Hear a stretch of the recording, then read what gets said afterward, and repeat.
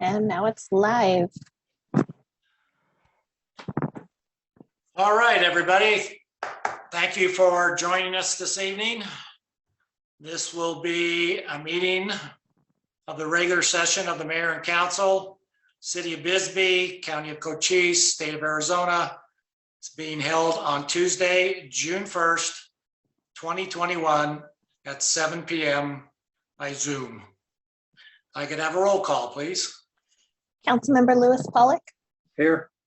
Councilmember Joni Giacomino. Here. Councilmember Frank Davis.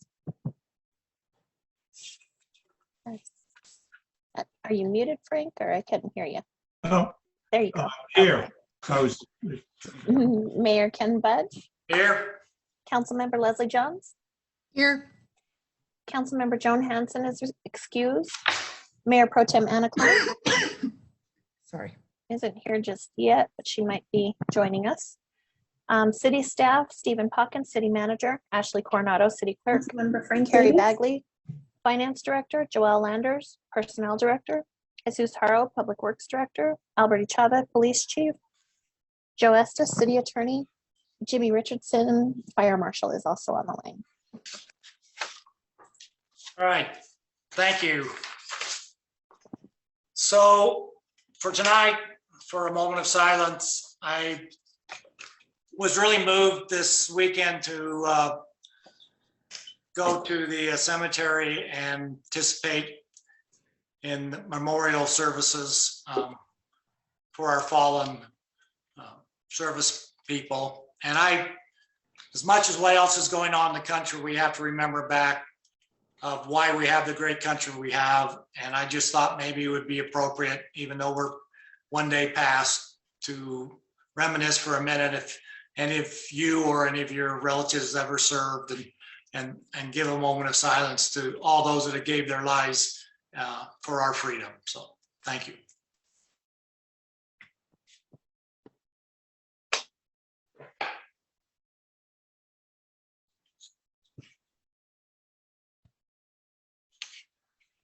Right, thank you, everybody. I have no proclamations. I am a couple of quick announcements. We have finally settled on a 4th of July that will be on the 4th this year. Hopefully we're working hard, and we think we'll have the drilling and mucking going again.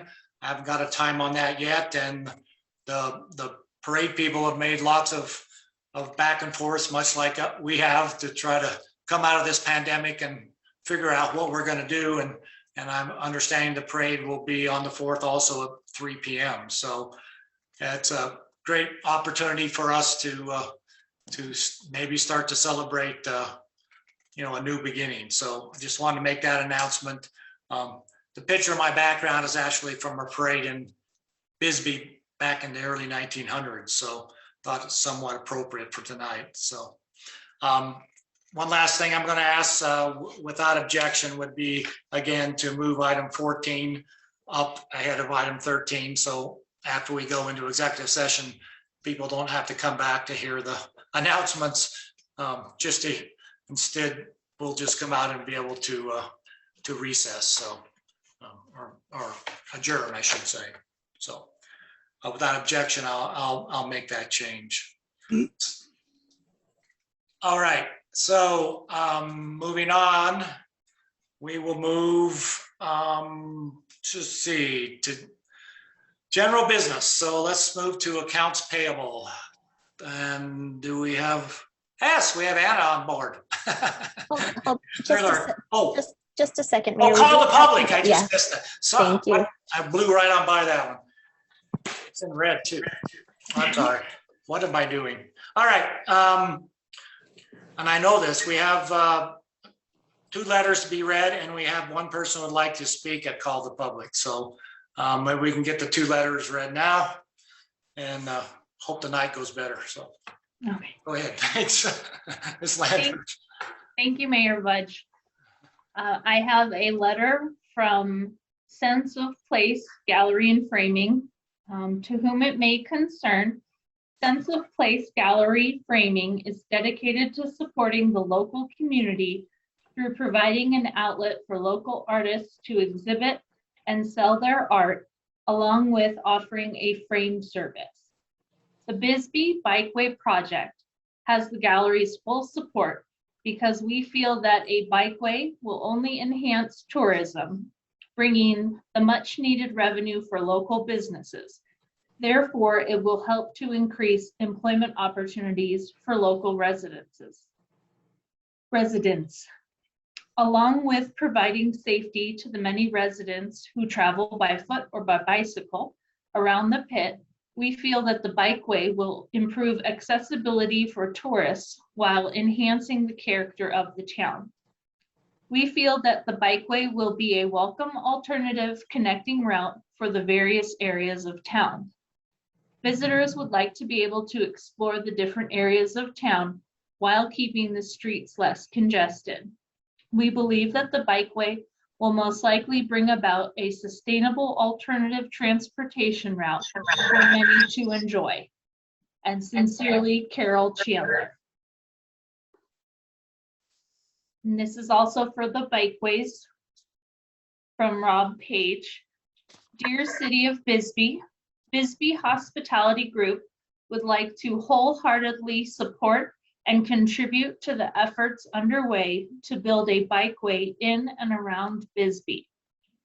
This project is long overdue and will contribute significantly to the quality of life in our town by helping connect what is currently disconnected.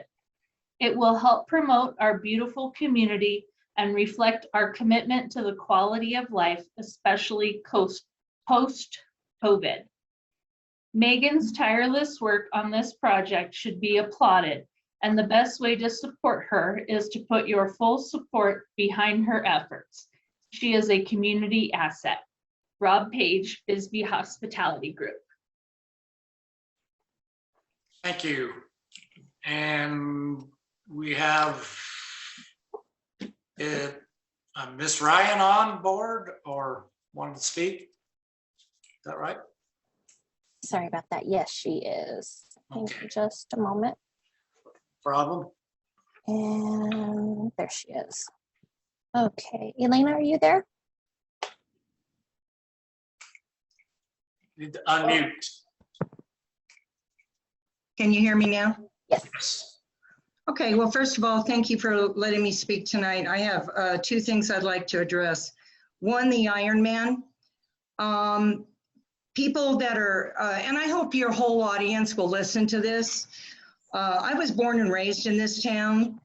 If it weren't for the miners in this town, for their sweat, their blood, their tears, and some of them gave their life, there wouldn't be a Bisbee, Arizona. The miners are everything that started this town and have kept this town going. And when people deface the Ironman by putting on masks, by putting on bras and other inappropriate things, that is a slap in the face to 90% of the people that live in this town. So there's still Bisbee babies and miners that are retired here. That is just a slap in the face. Unacceptable. And I'm just not going to tolerate it. I'm going to raise so much hell in this town if we don't get that Ironman situation under control. I mean that, because that is just nothing but disrespect. And if you're not from Bisbee, you have no idea of knowing that. But all the people that were born and raised in this town, we know what it was like to live in a mining town. And we saw the sweat and what those people did, what the miners did. My brothers were miners. And that's just unacceptable. So whatever you guys can come up with to stop the defacing of the Ironman, I would be grateful. That's the first thing. This other thing, this bikeway path is absolute nonsense. I mean, I just can't even believe that you would spend $7.5 million on something that doesn't need to even be done. First of all, the traffic going around around from Bisbee, Old Bisbee down to Lowell is on a bicycle or walking is minimal at best. It's not there. I drive throughout the town every single day. Occasionally, you'll see a bicycle.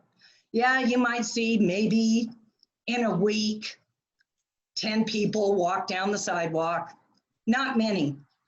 So instead of spending $7.5 million, which would completely affect the semis coming in that are going to two major port of entries, Naco, Sonora, and Agua Prieta, they go down there, they pick up goods, they come back across the line, and they're going back up, plus all the Safeway trucks that are coming in, and Ace Hardware, and Dollar General, and all that stuff, all the food trucks that come in.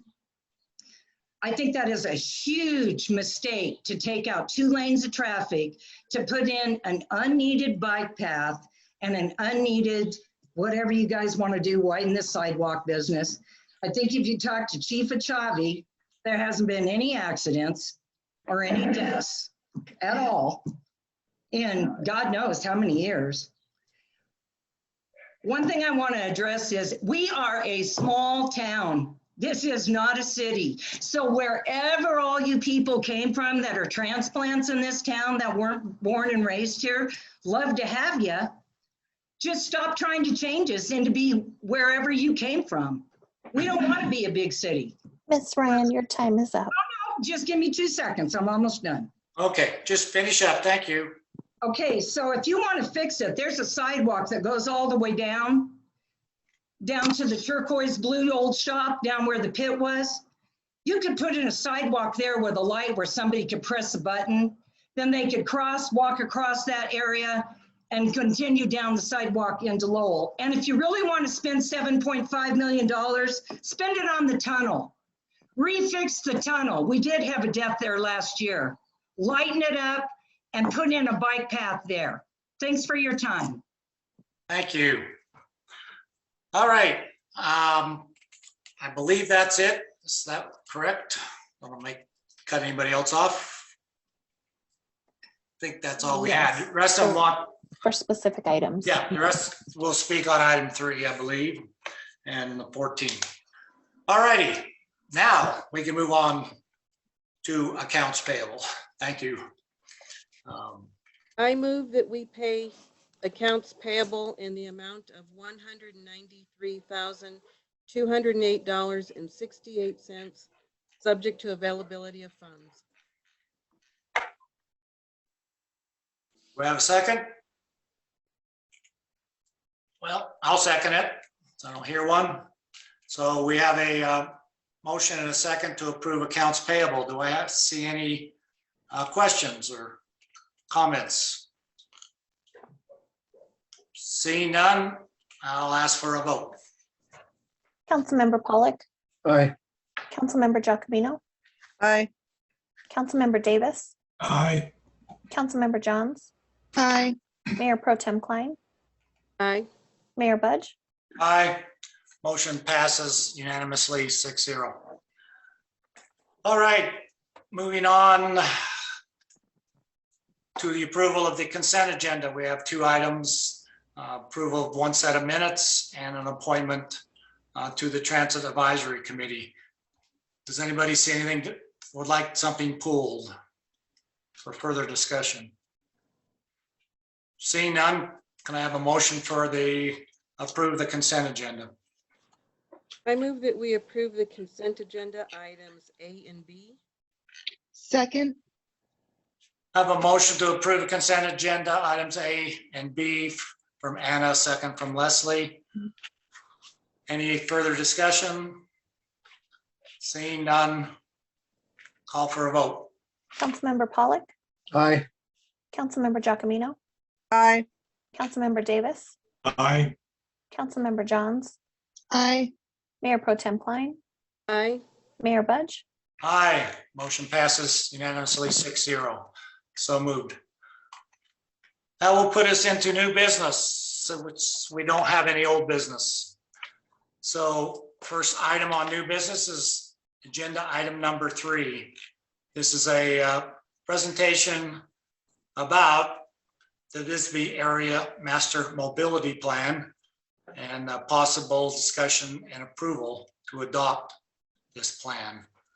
I think I think we might have it presented to us and then I'll allow the people to speak to it. That would maybe clear up some of their questions beforehand. So do you want to take it from here, Mr. Pocket? Yes, thank you, everyone, and good evening. As you can see up on the screen, Christine McClatchin is here from Cochise County. She's one of the planners and she's the author of this presentation that you'll be seeing tonight. This item has been ongoing for quite some time. Many of you have been involved in it for a considerable period of time, at least are aware of it. And all I want to do at this point is, number one, report that the Planning and Zoning Commission on May 20th unanimously approved their recommendation to the mayor and council to consider and adopt this plan. So, and with that, I'm going to turn it over to Christine for her presentation. Good evening. Can everybody hear me and see the screen? Yes. Great. Thank you. Well, thank you. As Mr. Pocket said, my name is Christine McLaughlin. I'm a certified planner for Cochise County. I'm here tonight to discuss the Bisbee Area Mobility Master Plan, BAMP for short. The BAMP represents a joint effort by the City of Bisbee and Cochise County. And although this is the first time I've briefed the council on this plan, it's been in the works for a few years. Some of you may know local resident and Bisbee Bikeway founder Megan Connolly. Beginning in late 2018, Megan began rallying support among various stakeholders, eventually setting this planning effort into motion. The primary goal of this effort is to plan for and aid the development of non-vehicular mobility options throughout the City of Bisbee and in the incorporated areas directly south of Bisbee, including the Naco town site. This is not the shared use path feasibility study. Although related and referenced in this document, that study is being undertaken by Kimley Horn and Associates, and it strictly focuses on the roadway segment adjacent to the Lavender Pit. This plan is largely intended as a bridge from broad policy documents like the city's general plan to future multimodal design and engineering projects similar in scale to the feasibility study. Of note, there is no cost estimate or timelines for implementation. Again, this is not a feasibility study. And the projects recommended will require additional engineering. Construction will be incremental, and both these factors will impact material cost. Tonight, I'd like to give you a broad overview of the plan and its recommendations. The recommendations of this plan are primarily based upon an inventory analysis, a community survey, as well as existing conditions. The plan concludes with recommendations by district and a regional map showing the potential connections and improvements. Significantly, this project is intended to serve as a long-range living document that can shift and evolve with the needs of the community, as well as funding as it becomes available. The study area for the plan is shown on the slide. As you can see, it includes all the property within the City of Bisbee, limits, as well as unincorporated Naco town site. Naco provides an international port of entry, and it's bisected by rail lines that could be transitioned to a regional multi-use path known as the Sun Corridor. Naco's proximity to Bisbee and its tie into the international tourism economy made it a logical inclusion within the study's planning area. The decision to include Naco is also just one reason for partnering by the county and city to create this plan. As I go through my presentation, you will note that many of the recommendations are geared towards improving the public realm in Bisbee. There are also recommendations that extend beyond the municipal boundaries and will require additional county action and support moving forward. The inventory and analysis is intended to reveal some of the more important opportunities and constraints we have moving forward. I'll note that many of the variables, such as topography, provide both opportunities and constraints. A lot of hikers enjoy a more rigorous hike and are joined to locations that can provide views and vistas that are present along existing trails near Old Bisbee. At the same time, the changes in elevation can be more sensitive to erosion and can present challenges to ADA accessibility. I've included a few of the maps generated as part of the analysis. At the top left, you can see portions of the land outside city limits are under state or federal control. Transportation network tend to be easiest within right of way because they don't require land purchase or dedication agreements. For this reason, road jurisdiction classification must be considered. The presence of floodplain is included. These are areas that could be privately owned, but are less suitable for many forms of development. On the other hand, they can be well suited for nature trails and wildlife corridors. There is also discussion of the Sun Corridor Trail, which is a proposed trail that will link Las Vegas, Nevada to southern Arizona and maybe even New Mexico, largely by converting abandoned rails to trails. The primary trail runs east-west through Naco, but there's potential to link to Bisbee by a northbound spur. There's also a lot of existing mine trails. This system could provide the connectivity that is currently missing among the districts in Bisbee. Last June, the city released an online survey. A paper survey was also made available. In total, there were a little over 100 respondents. Also, a draft of the plan was placed on the county's website for public review and comments in the fall. It was up for about a couple months. I received at least a dozen email responses from that. Ideally, I would have liked to include a much more robust public engagement strategy, but given the evolving nature of the pandemic during the drafting of this plan, we were forced to rely heavily on the online survey. I include the question results here. Overall, I would characterize the respondents as people that value and participate in frequent biking and walking. They view it as an important to providing increased quality of life, and they stated that it factored into where they chose to live. Moving on, they tend to consider themselves casual bicyclists, but they feel multimodal improvements are very important and more connectivity is needed. When asked specifically about what locations needed to be improved, Highway 80 near the Lavender Pit was most often specifically mentioned. Next, I'll quickly walk you through the existing conditions and recommendations for each of the 4 sub-districts, starting with Naco. There is an international port of entry, Camp Naco, which is owned by the city of Bisbee, an important historic site. There's Naco Elementary. There's a significant wash called Greenbush Draw and an abandoned rail system. I also flagged Pretty Lane and Wilson Road, which are under county jurisdiction, but the underlying parcels are privately owned. So the ability to expand and improve these roadways is somewhat limited. Recommendations include improving alleyways, adding sidewalks to Towner and Valenzuela Streets, adding a multi-use trail to Newell that could tie into the future redevelopment of Turquoise Valley golf parcels, widening the shoulders along Naco Highway where indicated, and finally looking for opportunities to convert the railway to a multi-use trail and adding a nature trail in the vicinity of Greenbush Draw. The San Jose District is next. This is the city gateway, and it provides a first impression to a lot of visitors. The major grocery store of Bisbee is in this district. It also provides the office space for a lot of government workers in particular. In terms of bike improvements, adding marked designated bike lanes along Highway 92 and Naco highways recommended were indicated.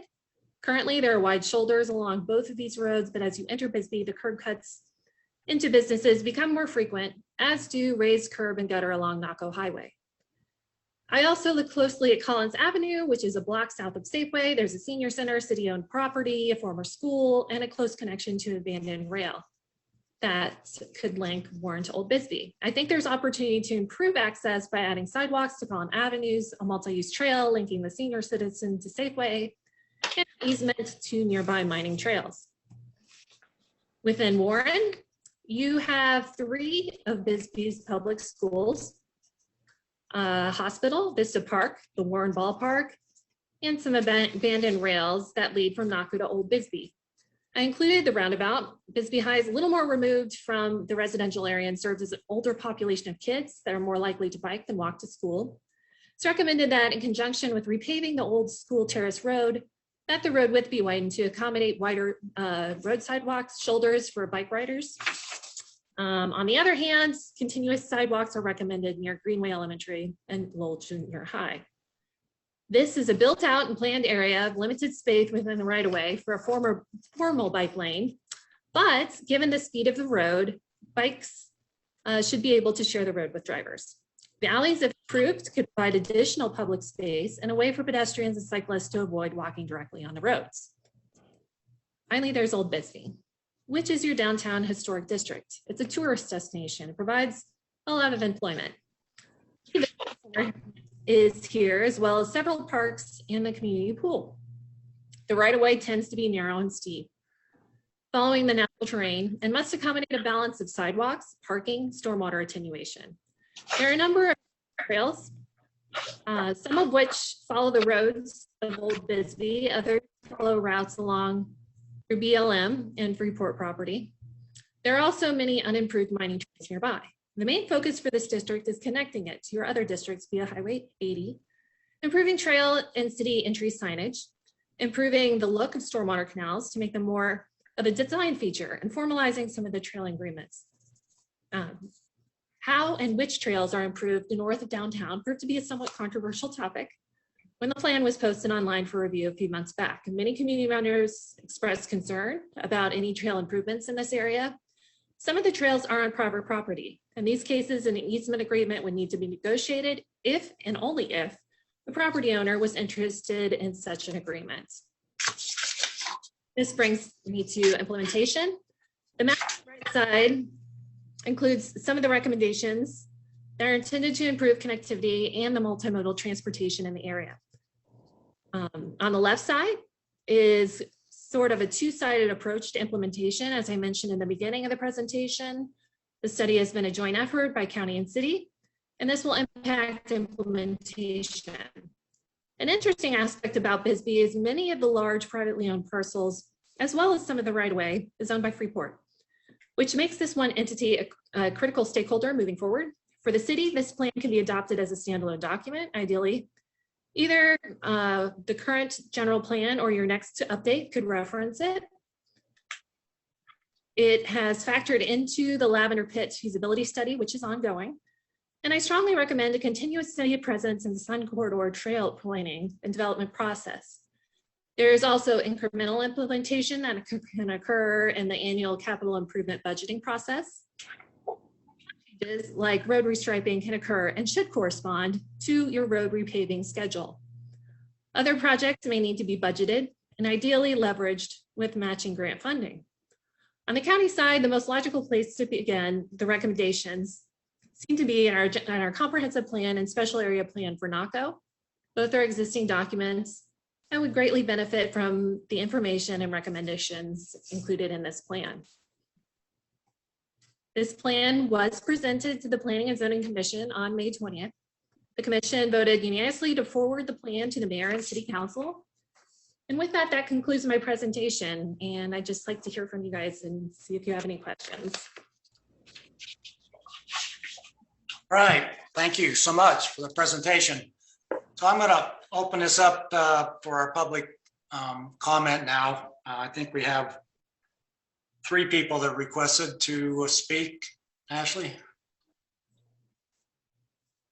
Okay, so we have Mr. Andrew Laws. Okay, and- whoever wants to be put up first. All right. Mr. Laws, can you hear me? Yeah, can you hear me? Yes. Oh, great. So I'll start Okay, your my- 3-minute timer right now. Go ahead. All right. Go ahead. All right. Well, Mr. Pauken, I appreciate your email and the contents very much that you took the initiative to deal with that. And but it doesn't address my concerns entirely because the land in question, the trail, is the only one that goes from Old Bisbee to the south. So there's no question which one it is. And I just heard the presentation that she said, the main focus is to connect Old Bisbee to other districts. Well, you know, there's a lot of other trails there in Old Bisbee, but they want to say the main focus is not recreation trails up in the hills. It's to actually connect to other districts, which sounds great. I'm all for the one around the pit and some other ways. But when Kiyomi and I bought that property, which we are paying enormous amount of money for, that you guys aren't paying, I might point out, there was about 50 backpacks and endless trash of illegal immigrants with, you know, food products with Spanish writing on them, water bottles. And there's still some of that showing up. Nothing like it, you know, apparently was. I mean, that was a many years accumulation, but it's still going on, and it's likely to get worse with everything going on right now. And so I don't believe that a trail from Old Bisbee should be created to the south it definitely won't be through our property, but it shouldn't happen at all. It's not safe. It's channeling criminals into residential areas that has been a substantial issue in the past. And we want to, we're building on that property. We're going to live there, and I don't want these people showing up in the middle of the night. It's kind of secluded, and there's not a lot of help, close by for us. So there's that. And beyond that, I would like to comment on even though you did say it's, this is not really about the part around the pit. I'm all in favor of that. Absolutely. I think there's plenty of room to do a trail, and it's long overdue for bicyclists and everybody. But there's absolutely no reason to eliminate any lanes of traffic. It's totally unnecessary. And I measured it on my odometer traveling from where the passing zone heading east on 80, just before the other side of the tunnel, when you're going east, down to Highway 92, just past Naco Highway. That is 7.6 miles. That would be 7.6 miles of no way to pass whatsoever. And that would cause so much aggravation for everybody that travels on that road. It's really a bad idea. And what you would do is you'd get people passing in the no passing zones. And it'd be a safety hazard. Thank you very much. All right. Okay, next we have Cato Daly. Great. Cato. Hi. Can you hear Hi. me? Yep. Great. Go ahead, Cato. Okay. Hi, everyone, and Mayor and Council. I'm a Bisbee resident, Ward 1, Cato Daly. I'm in support of the master plan, but with these changes. Limits of proposed trail developments to easily accessed and managed areas on public and mining land, and keep public trails out of remote areas. By the way, I didn't see the established ridge trail, which is on city property, depicted on the map. Take out the proposed trails that go through private property unless with permission from landowners, such as portions of the Zacatecas Wood Canyon Trail. These are not established trails. I spoke with Elizabeth Lewick, whose family owns 70 acres in the canyon, and cattle rancher Charlie Miller, who owns over 500 acres in the canyon. Mr. Miller asked me to tell you that, although he knows locals walk through his property, he does not want these trails in the plan, publicized nor open to the public.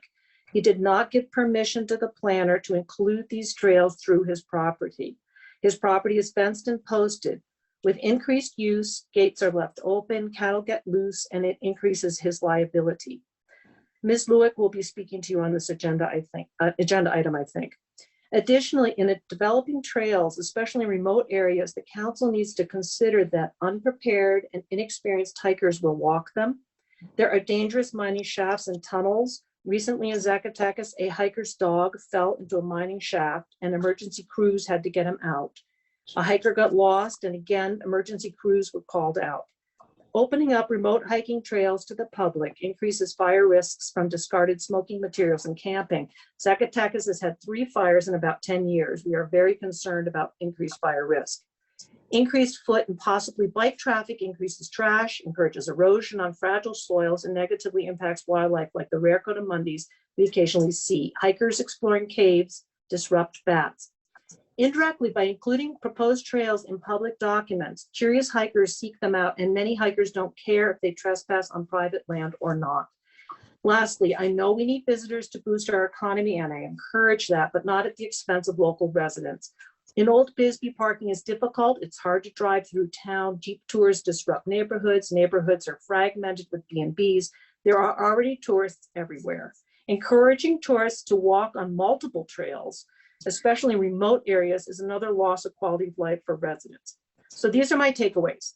Accept the plan with these changes. Limit proposed public trail developments. Limit them to easily accessed and managed areas on public and mining land, and do not develop trails in remote areas. Amend the plan to include those portions of proposed trails on private property only with the landowner's permission. Otherwise, you're encouraging trespassing, subjecting the owners to public pressure by those who want the trails, and it just isn't right. Thank you. Thank you, Cato. And one more, I believe. Okay, we have Elizabeth Lewick. Elizabeth, can you hear me? Can you hear me now? Yes. Okay, great. Thank you so much. And thank you for allowing me to speak this evening. I want to particularly say thank you to Cato Daly because she alerted me to this situation. I was unaware of the fact that the trail was through part of my family's property in Zacatecas Canyon. That was being targeted in this plan. And I try not to really involve myself much in political aspects of this town. It makes me nuts. But because it is my property here in Bisbee, Arizona, I felt compelled to actually weigh in tonight. My family has owned some property there at the top of Zacatecas Canyon for probably about 65, 70 years. It's not fenced right now. It is not posted. I know that some hikers go through there, some hunters, and as long as they're local, I really don't have a problem with that. But I don't really want to have it put in books or put in a plan or have a tourist walking through that part of the property. It is not safe. It is a rugged area. There's some mining shafts and things that people could fall in or get lost in, and that concerns me. But the paramount thing that I'm really worried about, and Cato touched on this as well, is the fire danger. I'm worried that people would transverse these trails and light something on fire like we saw a couple of weeks ago. And I think that should concern all of us. I am not at all interested in putting any sort of easement agreement on that property. I really would balk at any type of thing that would allow people to just use that property for public access. So I just wanted to weigh in tonight and let you know that. I have no intention of doing anything differently, like posting it or fencing it or anything like that. But I would very seriously want to be considered if somebody wanted to go through that area and have them circumvent my property and go around it in order to access that trailhead. And thank you for your attention this evening, and thank you, Cato, for inviting me. All righty. I think that concludes public comment. So I'm going to open this up for discussion for the council. Frank, I see your hand. Go ahead. Yes, I agree with what Cato voiced. I have concerns about the trails. I mean, who's going to, if we had those trails, who's going to maintain them? The soils are very fragile. You get a lot of traffic on it. It's going to deteriorate. So I think that that needs to be looked at much closer before we. And I understand, people live back in those areas. Did you raise your hand? It would be difficult. We'll leave it on.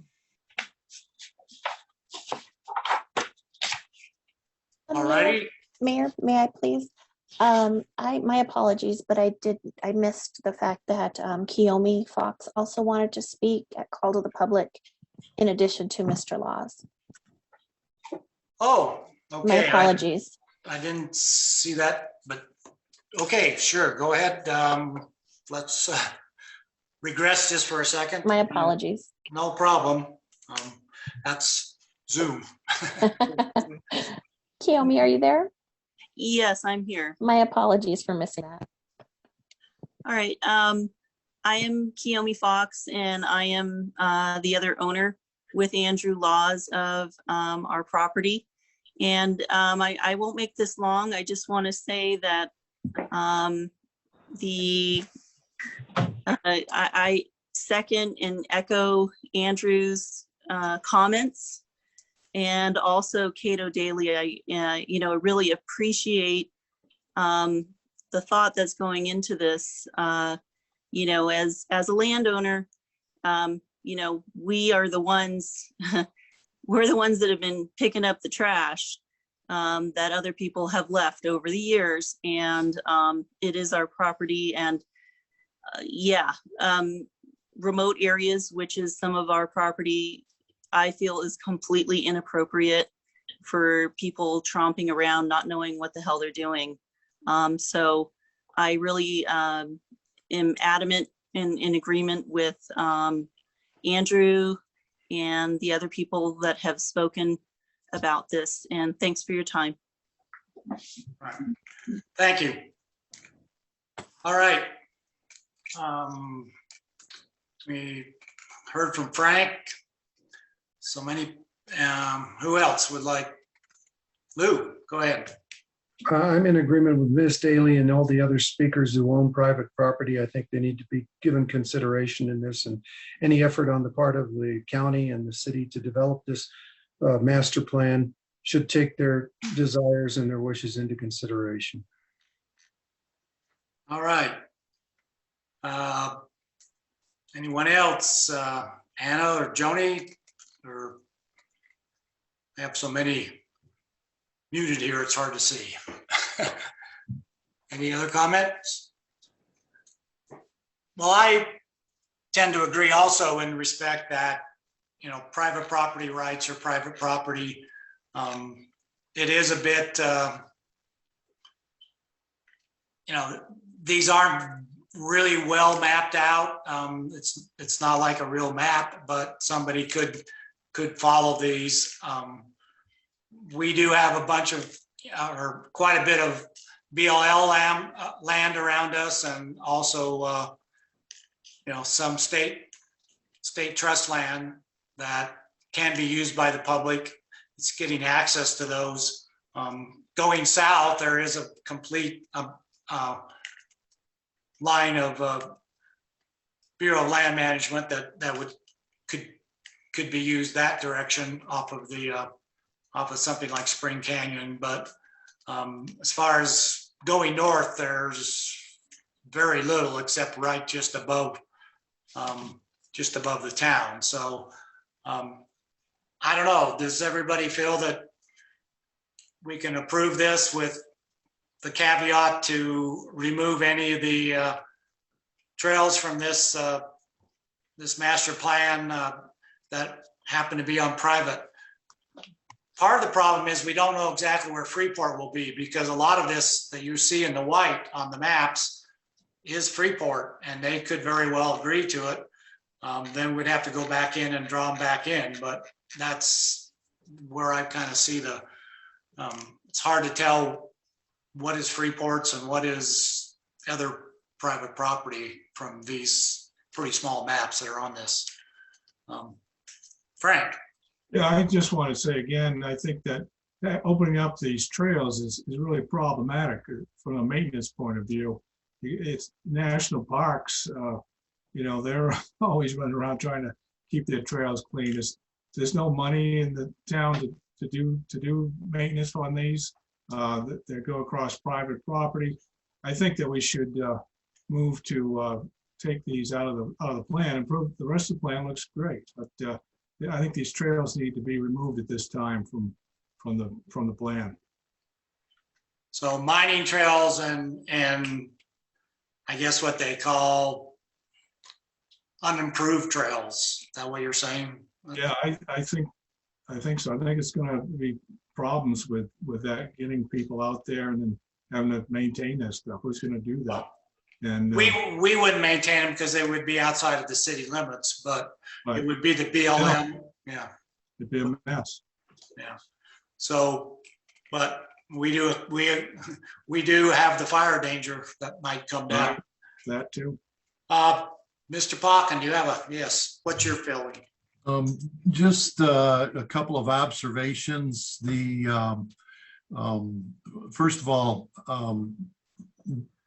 as Christine was saying when she made her presentation, this is meant to be a living document that will change over time as our priorities change, as other things change in and about the community, including the ownership of land.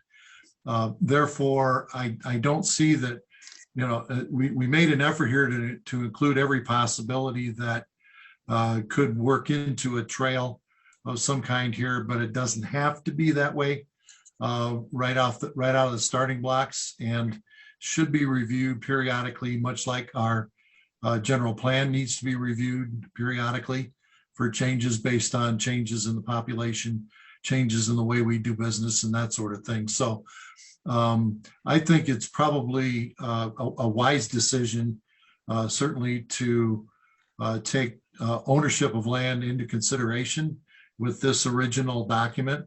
I think we can easily edit this plan for the purpose of respecting personal property ownership at this point.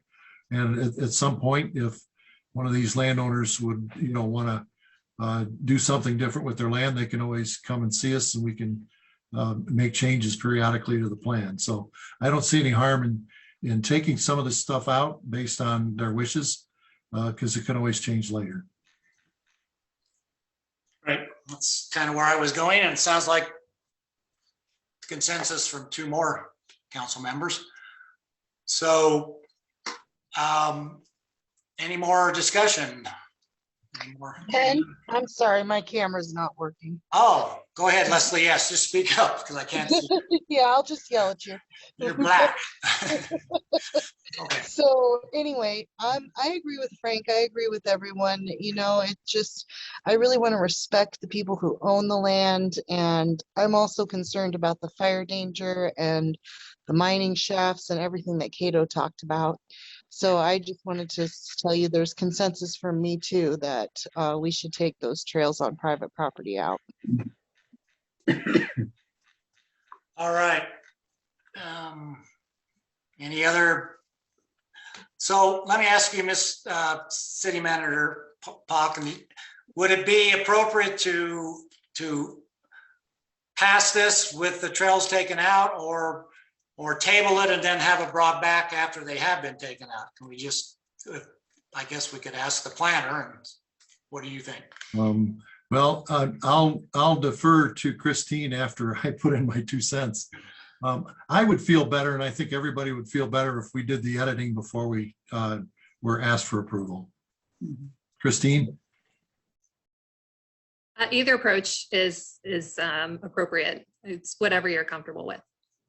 Okay, thank you. All right, that was my idea. I so agree also, and so I'm going to recommend that actually make a motion to lay agenda item number 3 on the table.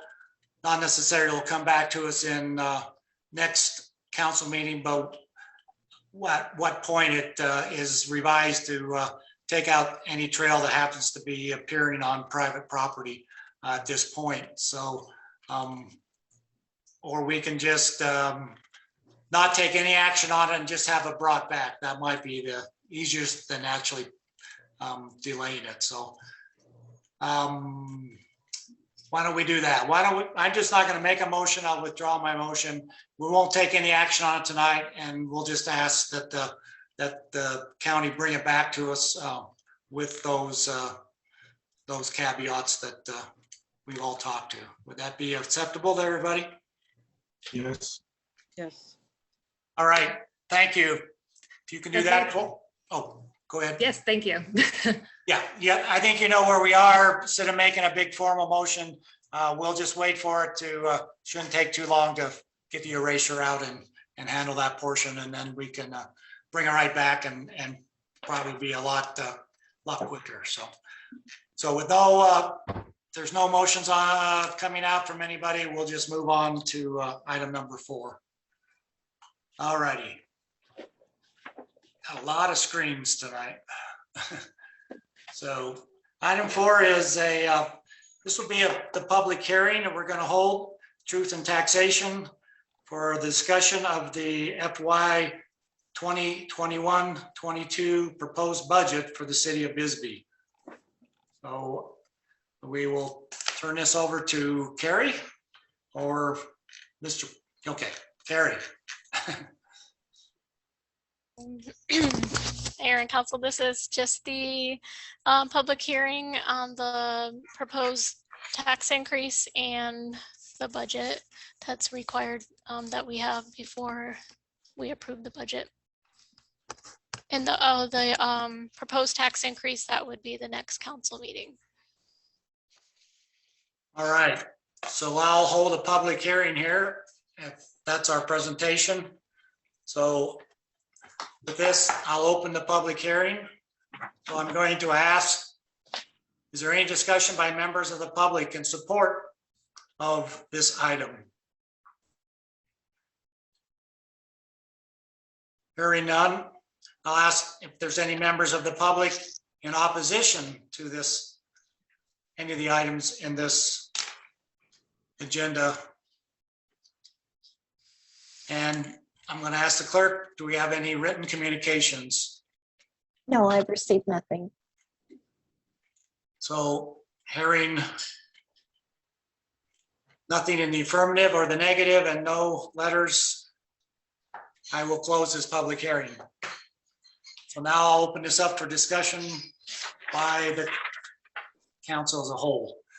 Do I see anybody who would like to discuss this? Mr. Mayor?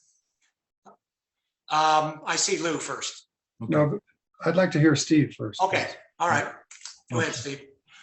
Thank you, Mayor. I just, for the benefit of the public that's watching tonight, I thought it would be appropriate to mention how much this tax is being adjusted. What we do every year is we see the change in the property tax rate based on evaluations, and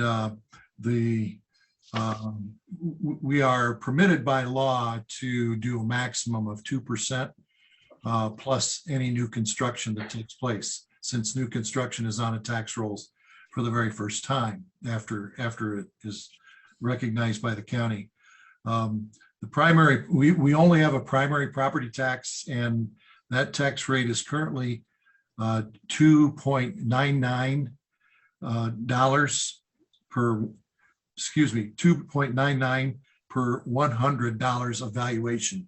The proposed adjustment is to go up to $3.05 per $100 of assessed value, basically increasing the tax by about 6 cents. Well, actually about 5.5 cents per $100 valuation of your property. So even though it's very minimal for each one, for each property unit that we have on our tax rolls in the city limits, it will generate an additional $22,544 a year in property tax revenue for the city. So that's essentially what action is being proposed to be taken after this public hearing. Right, thank you. You might also note that the assessed value of all the property in the city of Bisbee last year was 37,600,000 and change. And this year it's being assessed at 39,300. 39 million. I'm sorry, 30, yeah, we went way down, 39,330,000 and change. So we've gone up by about $2 million in assessed valuation. So that's also, we'll leave that at that. I won't say if that's a good thing or bad thing. Good thing if you're a property owner, maybe not if you're having to pay the tax on it. So, all right. I think we've come to the point of entertaining a motion. I had a comment. Oh, yeah. I'm sorry, Lou. Yep. In the 2 years I've been on the council, we've been allowed by law to raise the tax by 2% per year. And my question in these times would be, why do we have to always raise it the maximum that is allowed by law? Why can't we raise it 1% to give taxpayers a little bit of a break, especially in times like these, COVID and all? That's a question for everyone on the council. Okay.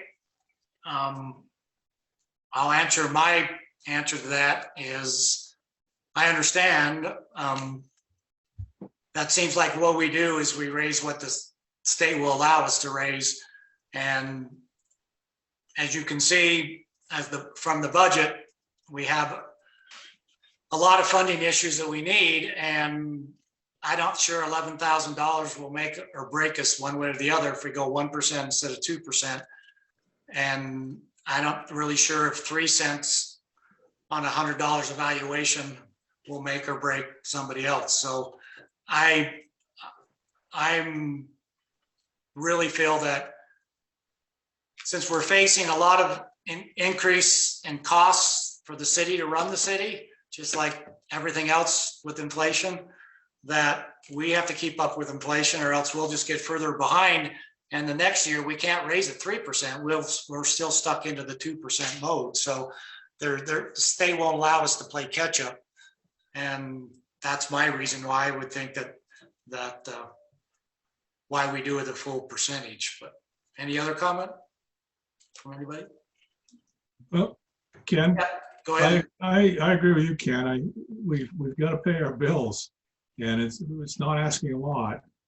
And Arizona is a very low tax state, and we see the result of that all the time, you know, because we don't have the things that we need.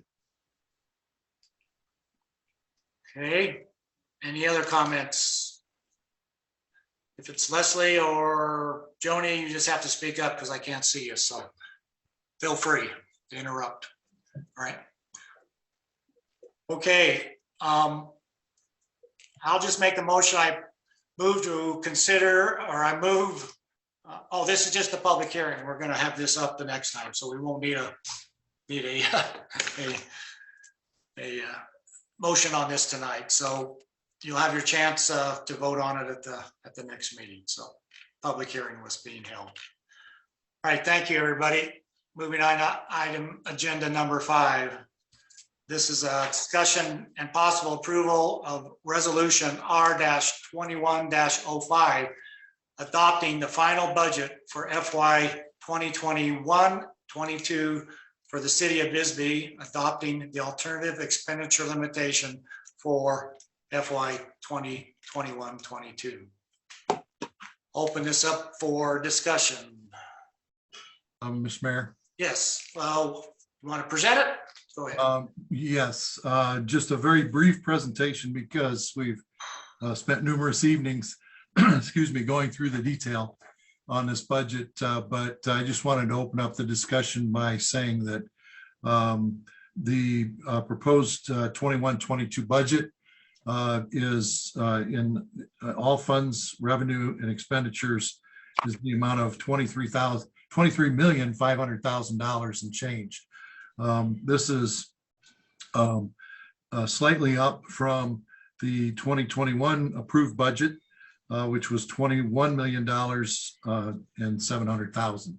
So a slight increase, and as you know from our numerous discussions over the past few weeks, a lot of the fluctuation in the budget is not in the general fund, nor is it necessarily in the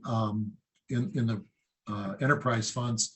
But from year to year, we do a lot of grant writing for things that are necessary, but we can't afford with our current revenues. For instance, we have a grant application in for a fire truck right now that we're accounting for in this budget that will cost the city $1 million if we get the grant. So because we don't know if we're getting the grant or not, or whether we're getting it in this fiscal year or not, we have to put something in this fiscal year's budget to be able to purchase it, assuming we're successful in getting that grant in this fiscal year. There are numerous examples of that, which we went through a couple of weeks ago, which I won't enumerate individually, but we did discuss those as we went along. So the point of the budget is essentially this. Arizona has an expenditure limitation law. We are in compliance with that limitation law with this budget. However, when the state imposes a limitation on what cities and counties can spend, that means that we have to think of every conceivable opportunity or threat or anything else that may happen in the course of the fiscal year that you adopt this budget for. I believe that to the extent that we've all been involved in doing that over the past few weeks, I don't think we've left any stone unturned. And while it might seem that 23 million is a lot of money, it's probably not going to equal anywhere near that amount because we've never had 100% success in getting the grants that we've applied for. So, but we do need to have them in here in a world where we're limited. So we have to account for that. And I think that's just about all I had to say at this point. And staff will be available for any questions if there are any. It's essentially unchanged from the tentative budget that you passed a couple of weeks ago. I do have one quick question, probably for Carrie. What's coming up on the agenda is we're going to be spending some money that we don't have, will be paid back next year, mainly in the sanitation fund for a possible heister and rollout, some dumpsters. Are those added in for the payback for next year? I'm trying to look at capital improvement or cap expenditures, or it's on page 159 of our overall, but it's page 87 of the budget. Yeah, we had already developed this budget before the need for the forklift came up. So that wasn't in there. But I think Mr. Harrow feels that there's enough room in next year's budget to be able to pay for that. It's just this year's sanitation budget, it would exceed their budget if they were to take it out of this year. Well, we will be taken out of this year, but it says it will be paid back in next year's budget. That's what it says. Taken out of the contingency fund, the general fund. Yeah, and then and then paid back with sanitation next year. Right. Sanitation's budget this current fiscal year doesn't have room in it for the forklift and the roll-offs. And but does this budget that we're passing tonight have it in there so that we'll be? We had already passed a tentative budget before that came up, and we can't increase the tentative budget amount. Okay. We got to. That has to come out of someplace else. All right, that's what I was wondering. Mayor, yes, we're going to manage our way through next year. Okay, I wondered if we had made any adjustments by adding something here and taking away. That's what I was asking. Well, Carrie is correct. We can't make that adjustment now that the tentative budget is passed, but you know, for a couple of weeks out of the year, we develop a budget, and for the other 50 weeks of the year, we manage the budget that you've adopted. Okay. That's how we're going to do it. All right. Joni, go ahead. I have a question. You know, we talk about having, you know, cut corners and watch money.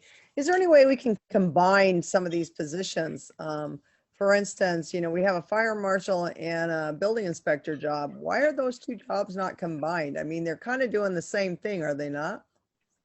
In a way. I mean, wouldn't that be freeing up some of the money that might need to be juggled if we did that? Mr. Mayor, I'll take a stab at that, Joni. I really don't think that there are two positions that can be combined.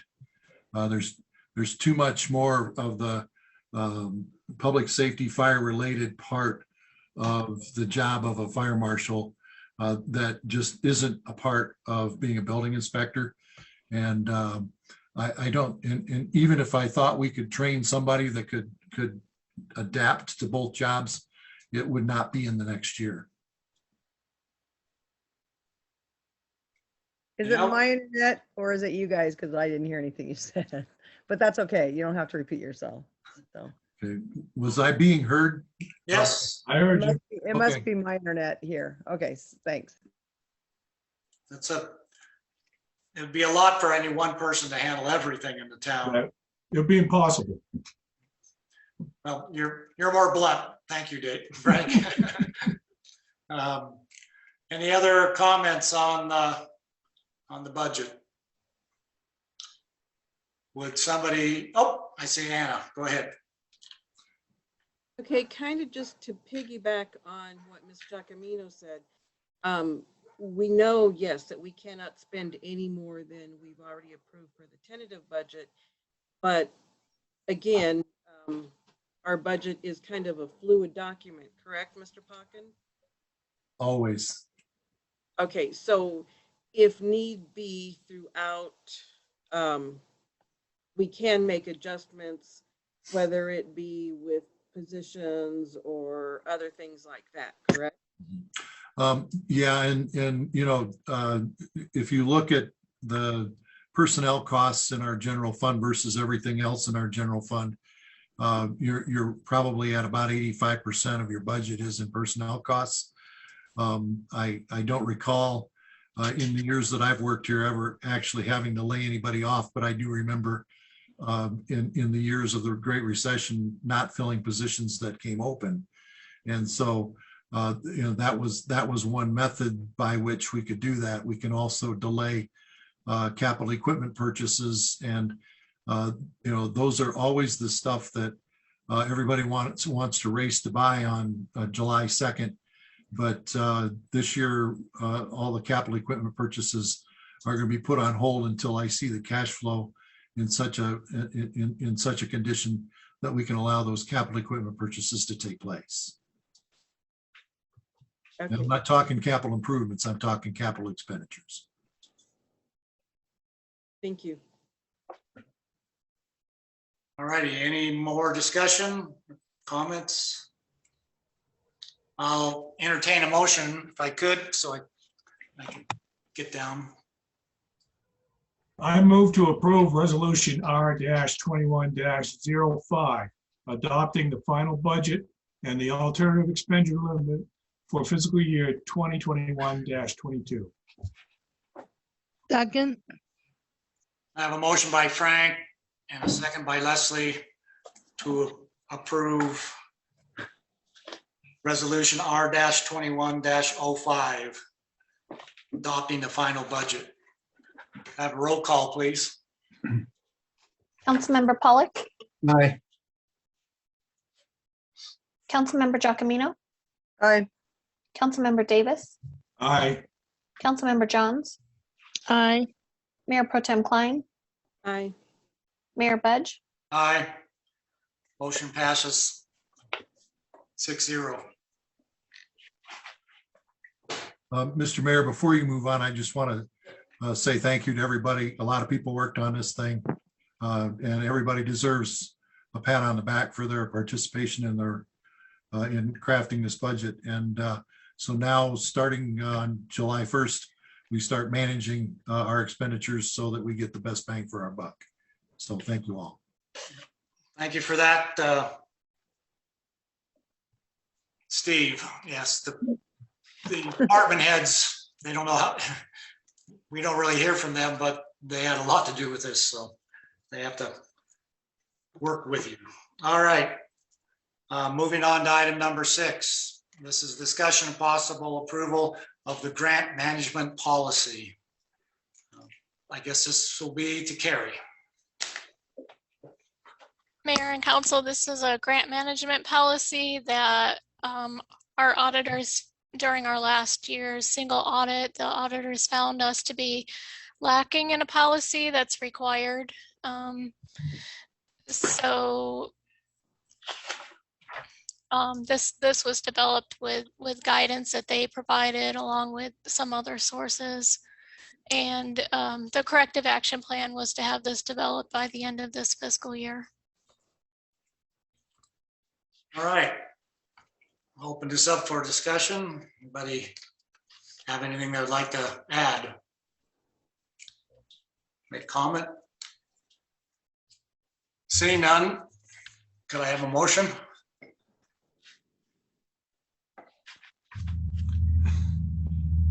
I move to approve the City of Bisbee grant management policy.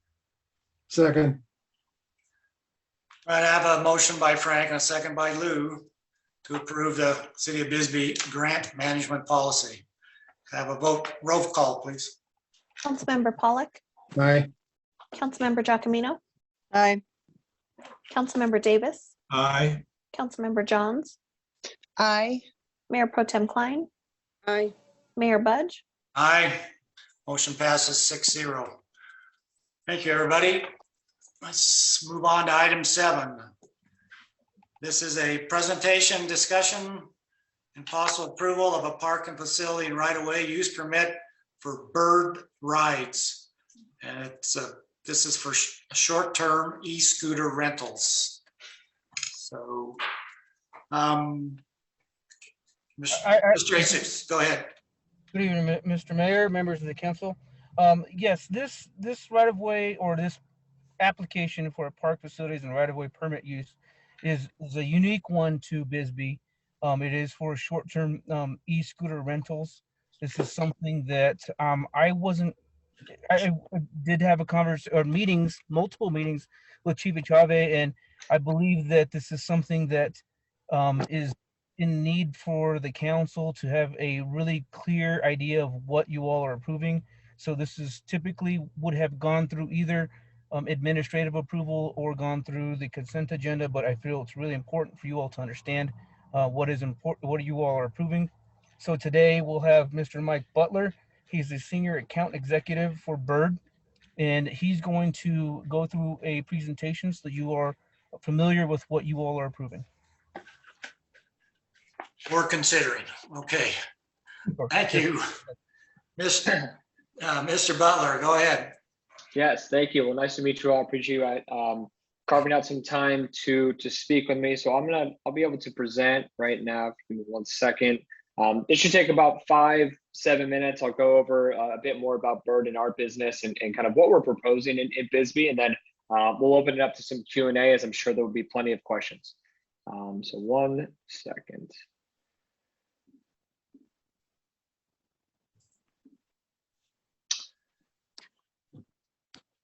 Now, can everybody see this? Yes. Yeah. Excellent. So for those that maybe aren't familiar, we'll talk about a bit more about what is Bird. So we're a dockless micro electric vehicle company. Our mission is pretty simple. It's to make cities just like Bisbee a bit more livable, bring communities together by providing a eco-friendly form of transportation to the citizens of that community.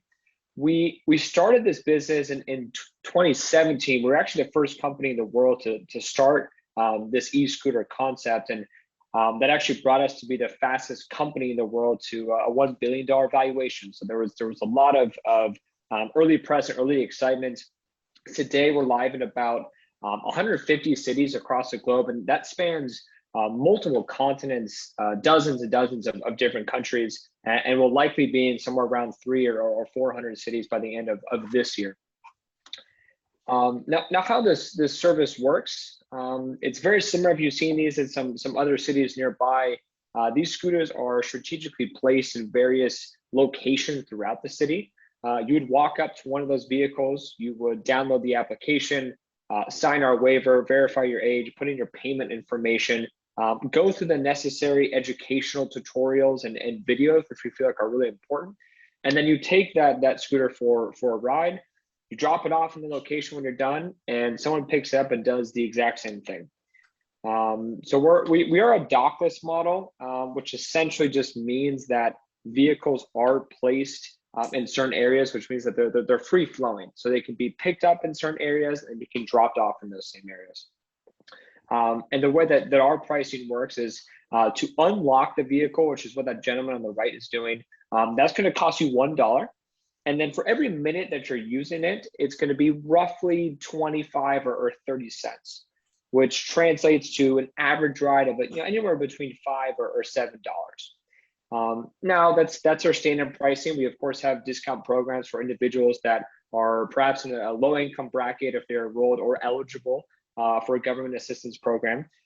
These same discounts are also available to folks like veterans or senior citizens, or if you're a healthcare worker, you can actually sign up for us and ride for free. So we try to democratize this a bit and make sure that this isn't just for a certain demographic. I'm going to skip through a couple of these just in the interest of time. What you're seeing here is some of the kind of nifty and fancy things that we can do when we partner with this city like Bisbee. So we know that every city is a bit different. We know that there's a lot of unique needs as I've figured out through the conversations I've had with Jesus and through our own independent research. What we can do to make individuals like yourself and council a bit more confident in the service is we can stamp out certain things like a slow zone, where a vehicle could ride into a certain quadrant in the city and it'll immediately slow down to about 5 or 7 miles an hour. So maybe there are certain areas in the city that you feel are sensitive. Maybe there are areas in the city that you don't want people to ride just in general. But what you're seeing on the right-hand side is what we do. So we can place these no ride zones where if a vehicle enters that area in exact latitude and longitude, it'll basically come to a halt, and it'll inform that rider that they've got to turn around and get back to an operating area. So these are things that we do with really, really complex cities like Chicago or Los Angeles or San Francisco. And we've been able to develop a lot of really fancy technology, and we can implement that in Bisbee as well.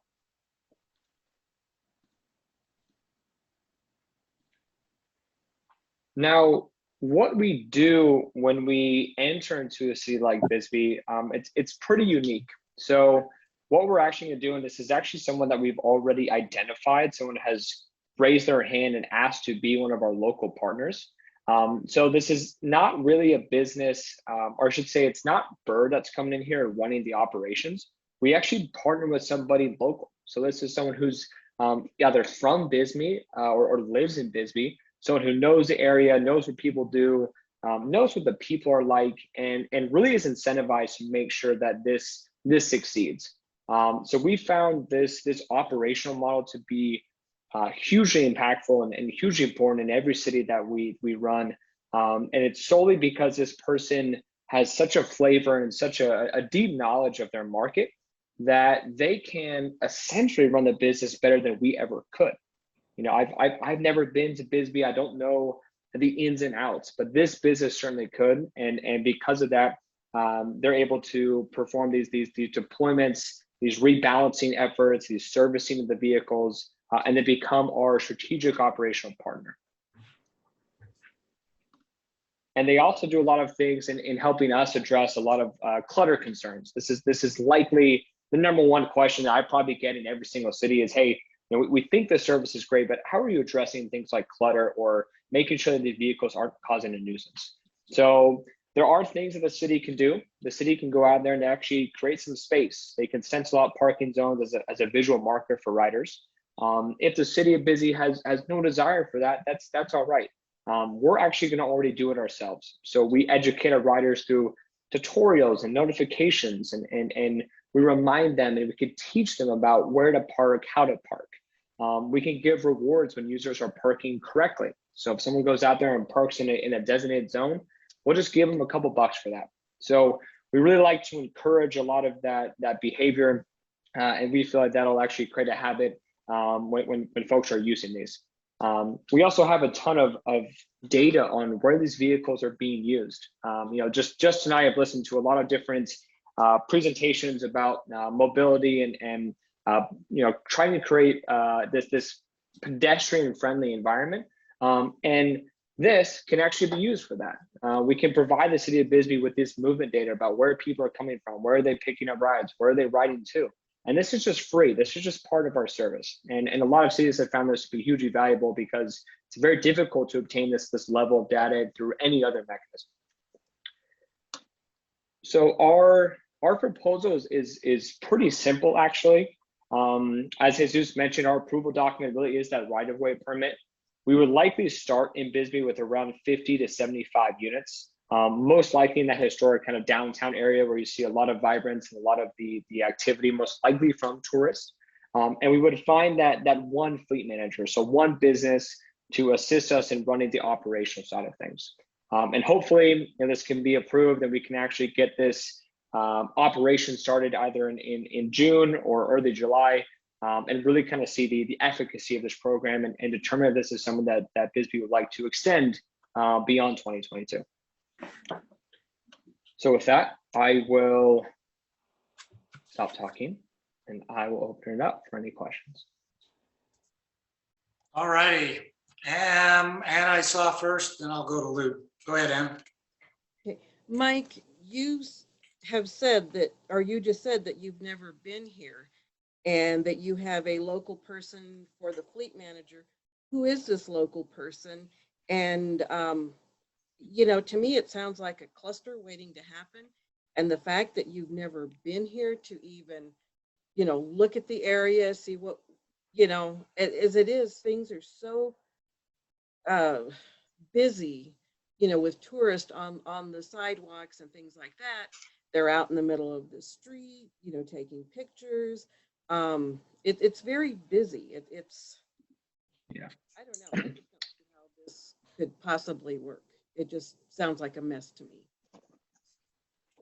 Yeah, so you are right. I've never been to Bisbee. However, Google Maps is an extremely powerful tool that does allow us to essentially see the city in about 30 seconds. I've personally partnered with about 25 to 35 cities that have developed a program like this, and I've been to 0 of them. So it's not that is a deterrent or that should stop us in any way. There's a lot of research that we've done based on weather and topography and purchasing power and population density. So we've already looked at a lot of those things, and Bisbee does tick that box. But you're right. There are a ton of those, I would say things that are unique to Bisbee that you're right. Someone like myself cannot know. But this person that we have identified, who I do not have their name off the top of my head, there's another team that handles that. This person does know that, right? So that they know what the people are like. They know all of those things that you probably just mentioned. And because of that, we feel like they can run the business extremely well and extremely efficiently because of that localization that you have also obtained through living there. Okay, so you're saying you have this person in mind, but now you're saying you don't even have a name for who this is. Yeah, so there's another team of this. Jesus and I actually, we did speak about this, and I did provide that name, and he did not know who that was. I can speak to who it is because I've been on Facebook today if you'd like me to. Go ahead, Leslie. Sure. David Russell, who owns the Bisbee Tourism Center, was on Facebook today saying that he was partnering with them. Just so we all know, that's who does the golf carts in Old Bisbee. That's right. All right, Lou, you had your hand up next. Go ahead.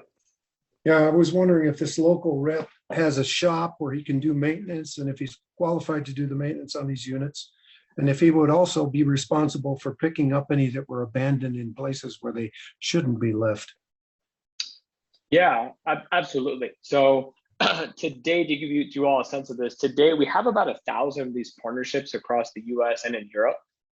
These are businesses that are running in large cities like Los Angeles or small cities like Fort Scott, Kansas, or Hartsville, South Carolina, with 6,000 people there. So these are businesses that we've identified based on a very specific criteria.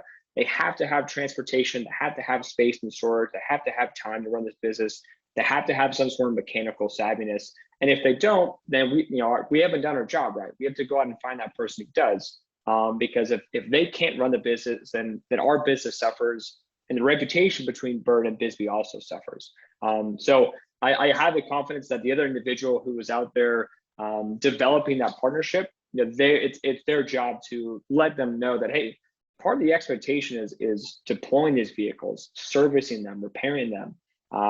As you mentioned, Lou, repositioning or picking up vehicles that perhaps have been abandoned or left in what we would call suboptimal locations.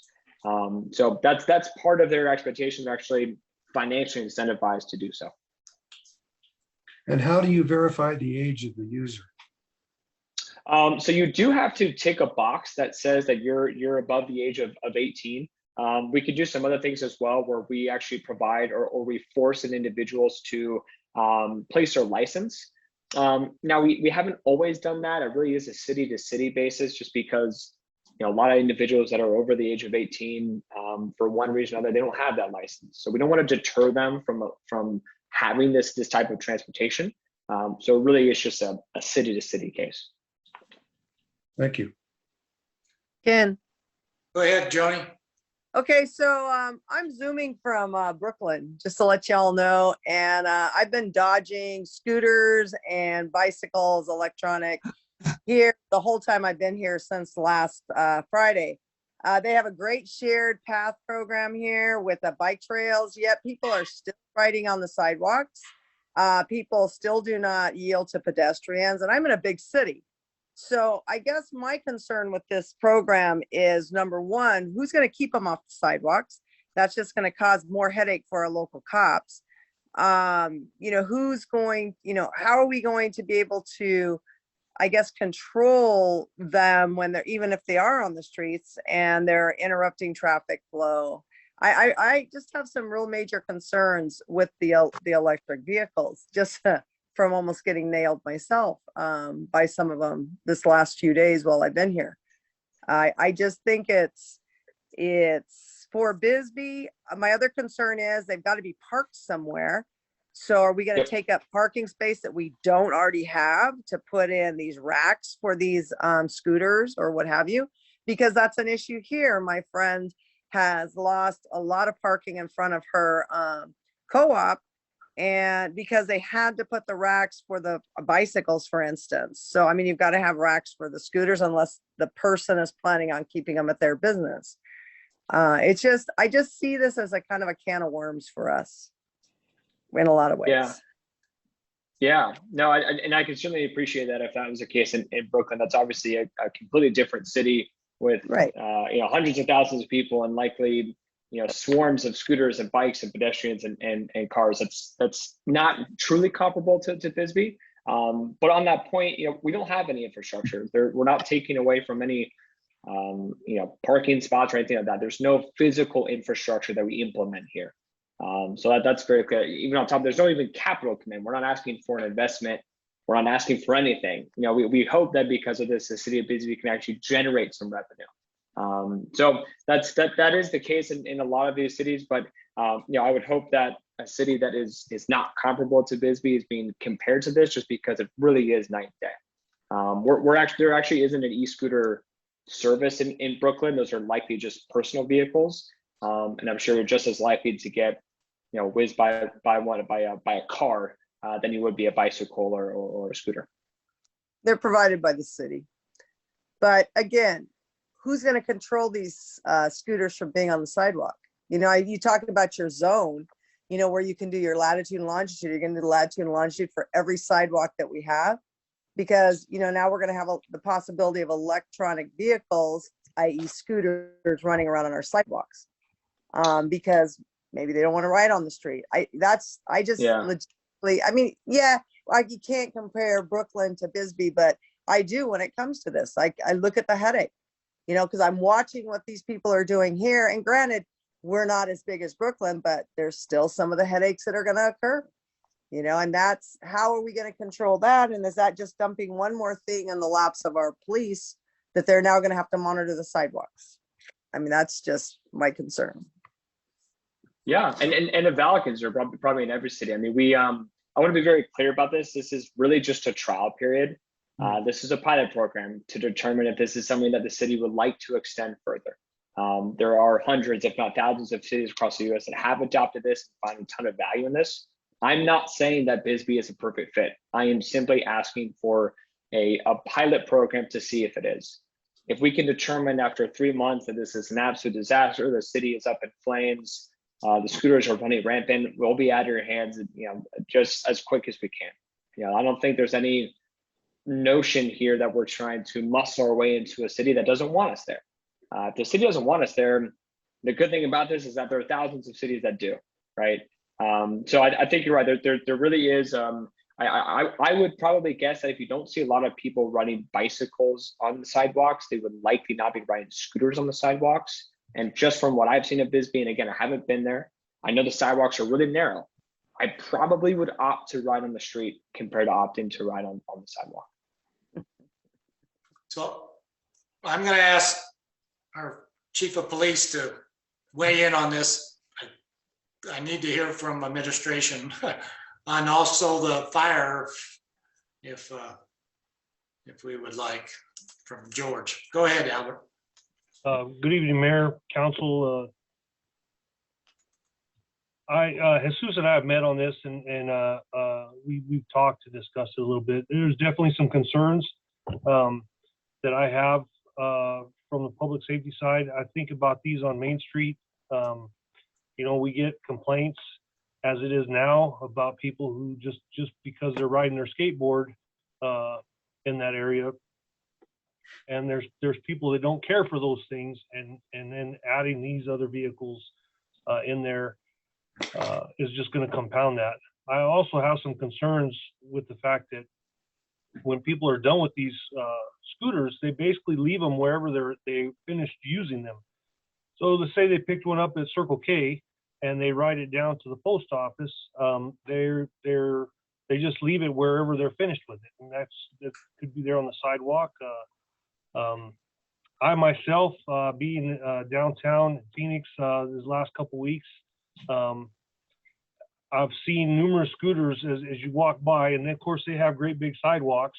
You see these scooters laying on the ground, laid over, and people just kind of, they seem like a bit of a hazard because they're just haphazardly left in one spot. And again, now that's just my opinion and what I've seen. I would definitely not want to see this entered into any long-term relationship until we had, if we were to move forward, until we had a short trial period to see how it would work. But I definitely have some concerns on my end. Thank you. Okay, I'm gonna let Frank go here next. And Yeah, I have some reservations as well about that. I mean, downtown Main Street area is very congested these days. And, you know, we've got, like Ann was saying, people are standing in the street taking pictures. This would just be one more thing that, and they're small, they're zooming around. And as Albert was pointing out, the scooters are laid around here and there. There's not a lot of room. You know, you're saying that you don't have a place to, you're not going to take any spaces, but you got to take some space to store these things or whatever. And there's very little space in Old Bisbee, and everybody's fighting over it. all right. So I'm gonna chirp in here for a minute, and I guess two things come to my mind. I'm doing some research on this, and Mr. Beller, there's apparently quite a few cities that have ended up having to confiscate them, and then they take them and hold on to them, charge $5 a day, but they don't get picked. You don't come get them back from them. I've been in Tucson and actually used one once at the university, and it's a fun thing. And then when you have designated areas like they do, which are bike paths that they're pretty restrictive about saying you should stay on them, they make sense. So my biggest concern I have, among all the other things that I've heard, is this is just a park permit. There's no date on it. It doesn't say this is a trial period. It doesn't say any amount of money. It doesn't lay out any, you call this a partnership, but I need some kind of a MOU or some kind of contract. So the next thing I'm going to do is I'm going to throw it to our city attorney and see if he has any, you know, I mean, he deals with a lot of cities, and I want to know what they're doing about it and how they're handling it, because I'm not ready to just give out a park permit, especially this one, that I see not a natural date beginning and ending, and I don't see any other monetary anything in there. So anyway, Joe, do you have experience with this with any of your other cities? I do a little bit, Mayor. You know, each city is a little different, just based off of demographics and area and things like that. Some cities, when I was in Yuma, we established a city code provision that addressed the use of electronic cycles like this. Other cities have addressed that through specific code provisions to provide for regulations to address the concerns that have been raised tonight, such as, you know, what happens if these scooters are, you know, just abandoned in the street or abandoned on the sidewalk, left laying down, different things like that. So it's something that can be, you know, issues and concerns can be addressed, but, you know, ultimately, you know, decision for the mayor and council based off of, you know, what you think the community needs and will be beneficial to the community. Yeah, and Joe, I'm happy to work with you on that. I mean, I truly actually believe that an MOU would be sufficient. We were just I had suggested initially on, I wasn't given the direction of that, and was more given the direction of this right-of-way permit, which is fine. I know this is largely uncharted territories for a lot of cities. Yeah, thank you on that. Yeah, because I think this needs to go before P and Z, because we need to develop some sort of ordinance if this is going to go forward. And it isn't just necessary for Bird. I mean, you know, there's another business called Lime that also does this, and then we're going to have private. Bird will sell these to private individuals, and we'll start seeing them show up more likely on our own. My last concern is we are a city basically of 3 separate areas, and to dump 75 in Old Bisbee, where all the congestion is, how does that work? I mean, are we now disenfranchising 2/3 of our city because we have, you know, the Warren area? Also, if you want to throw in all the areas around Warren and the San Jose district, I'm kind of feeling that we're again maybe picking and choosing on one area. If this is something that's good for one, it might be good for all. So, but I understand you're only looking at the tourist area. Is that right?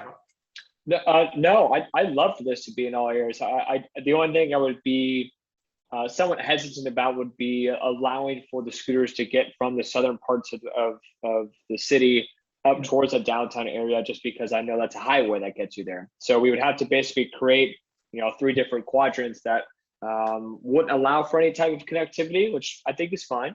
And I think, again, a lot of it just comes to a lot of trial and error. You know, 75 vehicles on the street, or allowing for 75 vehicles really turns to about 53 to 55 when you factor in vehicles that need to be charged, that need to be serviced, that need to be repaired. So it's really closer to about 75% of the total fleet is available and on the street at any given time. So I don't think that, you know, the last thing we ever want to do is inundate a city if we feel like the demand isn't there. You know, we're happy to kind of ratchet up or ratchet down based on what we feel like is appropriate. Because I don't see any possible use of 75 or even 50 in Old Bisbee at any one point, if you have somebody that's actually moving them and keeping them where they should be, and so on and so forth. All right, I've said my little piece. Does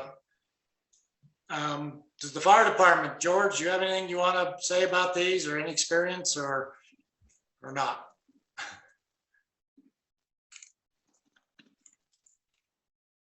Have you picked anybody? Hold on, Oh, thank you. there I am.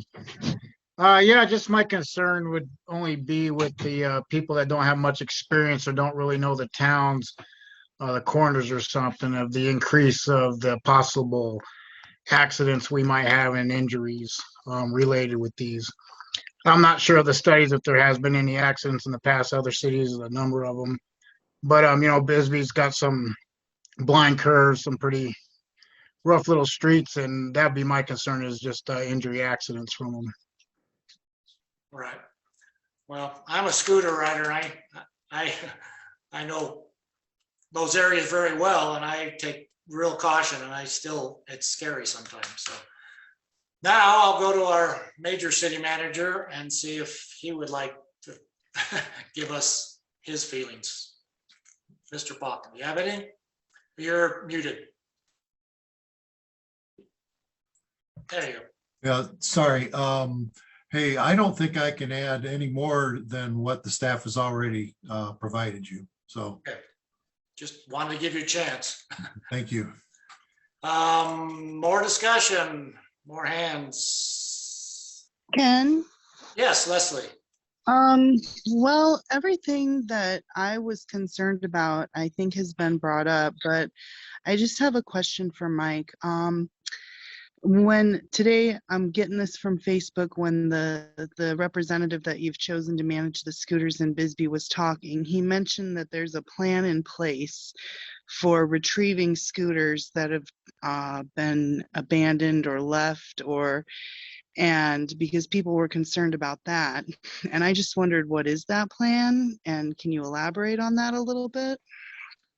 Yeah, so over the last, I'd say about 4 or 5 years, we've developed some pretty sophisticated technology to manage all of these assets in really complex cities. As I mentioned, cities like Chicago and Miami and Austin and Los Angeles. So we've had to develop a lot of technology that allows for these local partners to run their business and run a really complex asset management business. So the plan is that they use the back end of our app or our application that shows them exactly where every vehicle is, what's the status of that vehicle, what's the percentage of it has been marked as needing to be charged, has it marked as needing to be serviced, has someone from the city reached out and flagged this as being in a suboptimal location.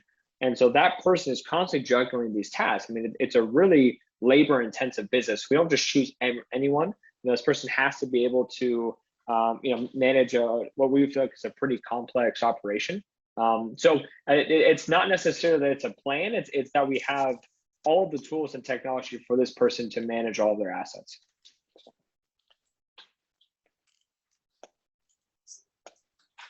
That good, Leslie? Some more? Yes, thank you. I'm sorry. Someone tried to call me on my phone while I'm trying to have the meeting on my phone. I'm so sorry. But I did, and I had another, my main concern is really about safety, as a few people have mentioned, because our sidewalks are too uneven and crowded to really have these on them. So I think people are going to have to ride on the roads, and the roads in Old Bisbee are not all good. And so I guess this is a question for Joe. Do we have liability in this situation if someone injures themselves on one of these scooters? Could we end up getting sued over it? The city shouldn't have liability. If they're individual, just like if someone was on their own bicycle or their own scooter, the city doesn't have liability for somebody who causes injury to someone else because of how they're utilizing the city ways, the sidewalks or alleyways or what have you. But what if they, oh, I'm sorry. No, go ahead. I was just to say, what if they like hit a pothole that we haven't managed to fix yet? It would be the same as if anybody else hit a pothole that we hadn't fixed yet. If it's, for example, when it comes to potholes and hazards and public works issues, the city's not liable unless the city has been, that has been brought to the attention of the city, and the city hasn't taken any steps to ameliorate or to fix that hazard. But it first has to be brought to the attention of the city. So and I've had that issue come up a number of times where, individuals will attempt to make a claim against a city. My tire was damaged because of this pothole. We go back, we look at the report logs and things for public works. It was never called in. The city wasn't aware of it. If you're not aware of it, you really, you've got miles and miles of roadways and things that you have to maintain. So that there is a statutory exemption that, the city's only liable if the city actually knows of that hazard. So that wouldn't be a concern of mine with regard to this type of mode of transportation. Again, I think it comes down to what you, the council, think is the best and beneficial for the residents and visitors of the city. Okay, thank you very much. Anyone else? Anna. I agree with the safety concerns. I mean, that's a very big concern, and the potential that it would be additional work, for our police and fire, just trying to monitor this. And I'm not on. Thank you, Leslie, for the heads up on who this is. Since I'm not on Facebook, I don't know, the scuttlebutt or what's going on in the background. But I don't know. I just think this is ridiculous, and I find it highly irritating that you've never been here, but yet you're proposing this mess. I don't know. I'm just really irritated with this. Yeah, again, I'm sorry you feel that way. I guess right now our travel, of course, is extremely limited. To go to a lot of these places, it would be almost impossible. We have a lot of cities that have reached out to us and expressed interest in having us come to their city. I can't just fly out there and roam the streets. As I mentioned, there are a ton of tools that you can just be off of on your fingertips, on your phone or on your computer, that paint a picture of what a city is like. And for anything that we can't find in that picture, we fill in those gaps with this local partner. So if we can figure out 75% of the city through a tremendous amount of research that we have, and the other 25% can be filled in by this local partner, I think that's a match made in heaven. So would these be considered your bird 1 or bird 2? What is their speed on these? Oh, the speed is, regardless of the model, the speed is 15 miles an hour, so the same speed as a moderate cyclist. That's top speed. Top speed, correct. And now, but going up a hill, that wouldn't be quite the same top speed. So I'm thinking going up Tombstone Canyon at 10 miles an hour, well, that might cure the problem, Albert, that we've of speeders, unless they run over them. Anyway, yeah. I don't know what cities you have these in, and very, very, we're in a very confined, hilly situation. Can you give me an example of a city that you're using these in anywhere? Yeah, I mean, I think there's a lot of cities that have some challenging topography. I mean, this is a city that, San Francisco is probably, I lived there for a couple of years, probably the hilliest place on the planet. We've been operating there for a couple of years. So I'm not concerned about the hills. I personally, and again, through a lot of the research that I just did online, not being there, I too found some of the infrastructure of the roads to be less than ideal. Not to me that would be a major deterrent for us not to go, but certainly less than ideal. But again, I want to stress the fact that if we were to move forward with this, and I would hopefully propose some type of MOU, that this is a limited pilot period. This is not something that's going to be in the city that you're committing to for a decade, right? There's no capital commitment that we're asking for the city. We're just asking for the graces and their permission for this to try it. As if we're completely wrong in our assessment and we were drastically off, and it just turns out that things are a complete mess and these are a nuisance and no one in the city wants them, I don't think we want to be there either, as any business would be. So that's our 2 cents. As I mentioned before, this is not meant to muscle our way into a city that doesn't want us there. All right. I mean, we are very picturesque. A lot of people take a lot of photos in our town. And again, there's cars, modern looking cars, but if I start taking pictures of our main street and with scooters laying up against our historic buildings and on sidewalks, and somehow I just don't see that as something that is a good promotion for us. If we had very designated areas and say, this is the only area that they can be dropped off in or put and so on, it's just going to take a lot of work, and we aren't going to settle that tonight. And if you want to work on that and go forward, it has to go to me to P&Z. We have to work with our attorney and come up with some sort of ordinances to make that happen. But I mean, I'll be honest, I will ask for, entertain a motion for tonight, but we'll see where that goes. But that is my feeling, is there's a lot more work that would need to be done and a lot more stuff that I would feel a lot better about making a motion and voting on this before that happens. So I just need a lot of those minute things really pegged down. What does the city gain besides some more mobility for our public? And I want to hear more from the public about, do you want them? Do you think you'll use them? We want our tourists to walk around town and enjoy the views, not necessarily scoot around town.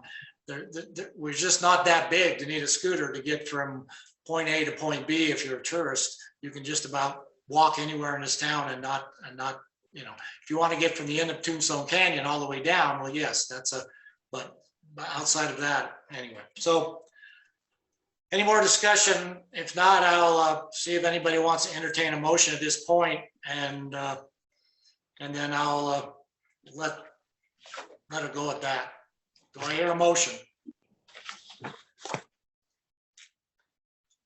All right, hearing no motion, I'll just ask to direct, if you want to continue down this road, to our public works director and city manager, if you want to start bringing in some more information that we can push off to our P&Z so we can develop some ordinances that they could bring back to us and consider. That's fine with me. I just would like to see a lot more in writing than what I see tonight. So thank you. Will do. Thank you. All right, hearing nothing, no motions, we'll move on to item number 8.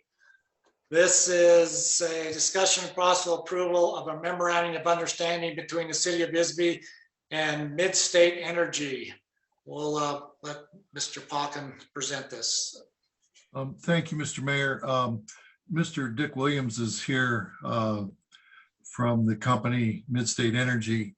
You have heard Mid-State Energy's presentation approximately 2 months ago, and they have since come back and spoken with us again with a desire to come back and make another presentation, brief presentation to you again, and a request to enter into an agreement to do an energy efficiency study. So Mr. Williams, go ahead. Thank you, Steve. Can everybody hear me okay? Yes. Good. Yes. Okay. Mayor Budge and Honorable City Council, it's a pleasure to be back before you again.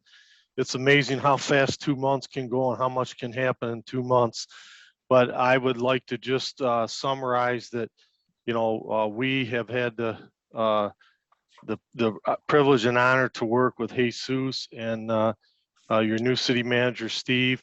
And we would like to have the opportunity to go through a feasibility study that we presented so that we could discover what opportunities exist for the city to improve your infrastructure, renew that, do some proactive management of your assets, of your facilities, as well as your infrastructure, like your street lights, making them dark skies compliant, looking at your city hall that had burned down, addressing your community center with some of the challenges that you have there, and your other facilities that the city owns that we could help make improvements to that would be funded through our guaranteed annual energy and operational savings.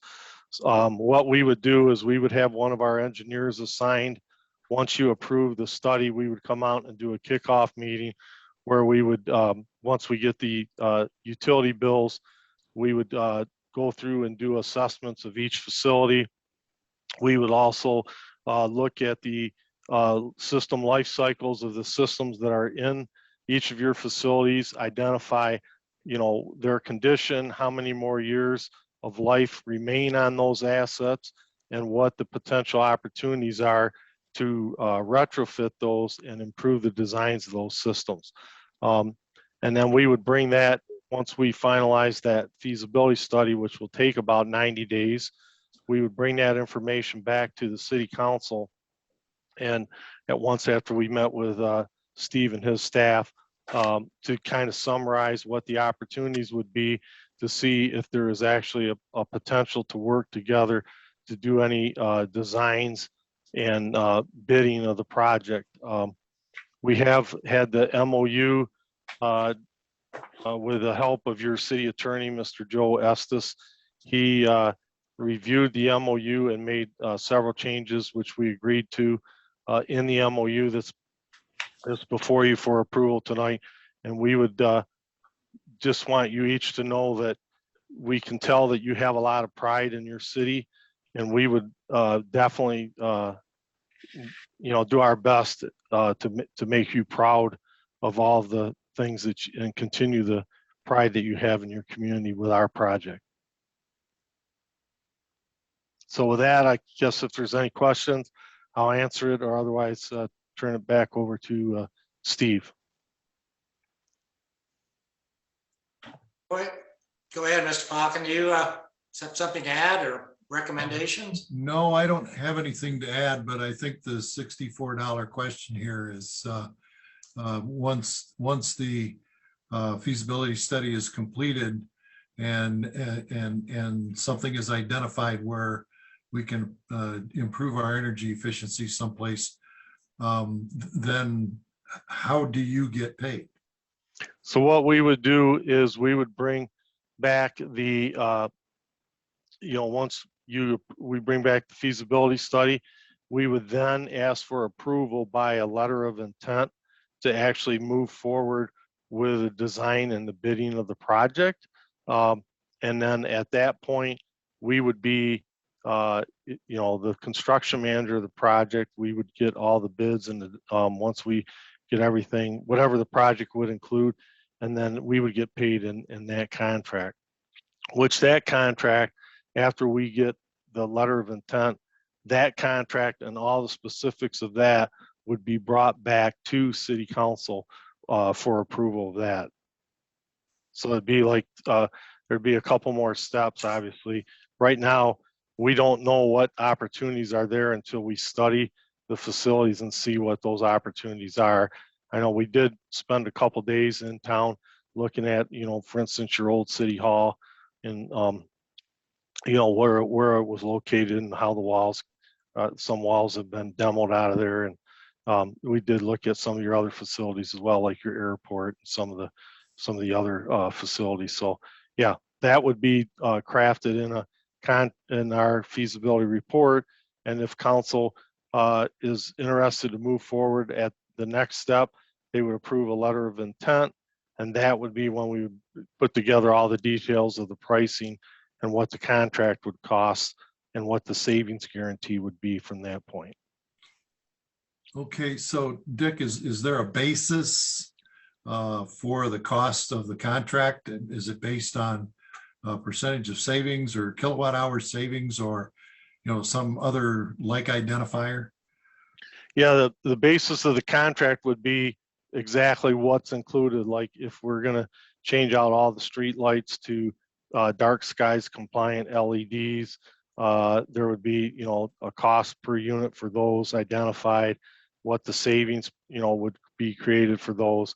If there was going to be improvements at your wastewater plant to make that more energy efficient, whatever those, it might be putting things in like turbo blowers or converting to fine bubble diffusion or whatever the case is of the retrofits, but that would all be identified and would be based on each energy conservation measure that we would identify, and then that would all be identified in the implementation contract that we would identify once council would approve a letter of intent. Okay, that's all I have, Mayor. So just to remind me, because it's been a couple of months, this first study, you'll rely on mostly from our city staff. You're going to be pulling stuff from finance, from public works, a lot of other stuff, and to co-coordinate, but you aren't necessarily, will you send a team down here and go through building by building, or does that come after the next?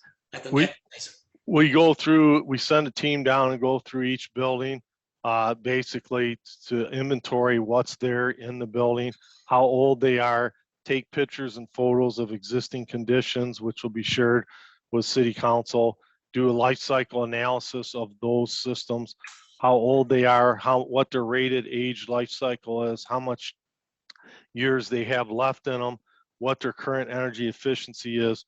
We also install intelligence data gathering devices in all your buildings, which will record what your temperatures are and what your occupancy patterns are in the buildings, when people are there, when lights are on, when they're off, when motors are on, when motors are off for HVAC. And then once we discover how the existing systems are operating and we see with our own eyeballs what the opportunities are, we have a database that we can put that in to show you, here's what the possibilities would be if we retrofit those systems to more energy efficient systems. And that would be the output of the feasibility study that we would give and share back to the council. That's about 90 days worth of work. And yes, there would be engineer, a lead engineer and another building engineer that would work together with me and Edward, my other rep who you met. Okay, just Frank, go ahead.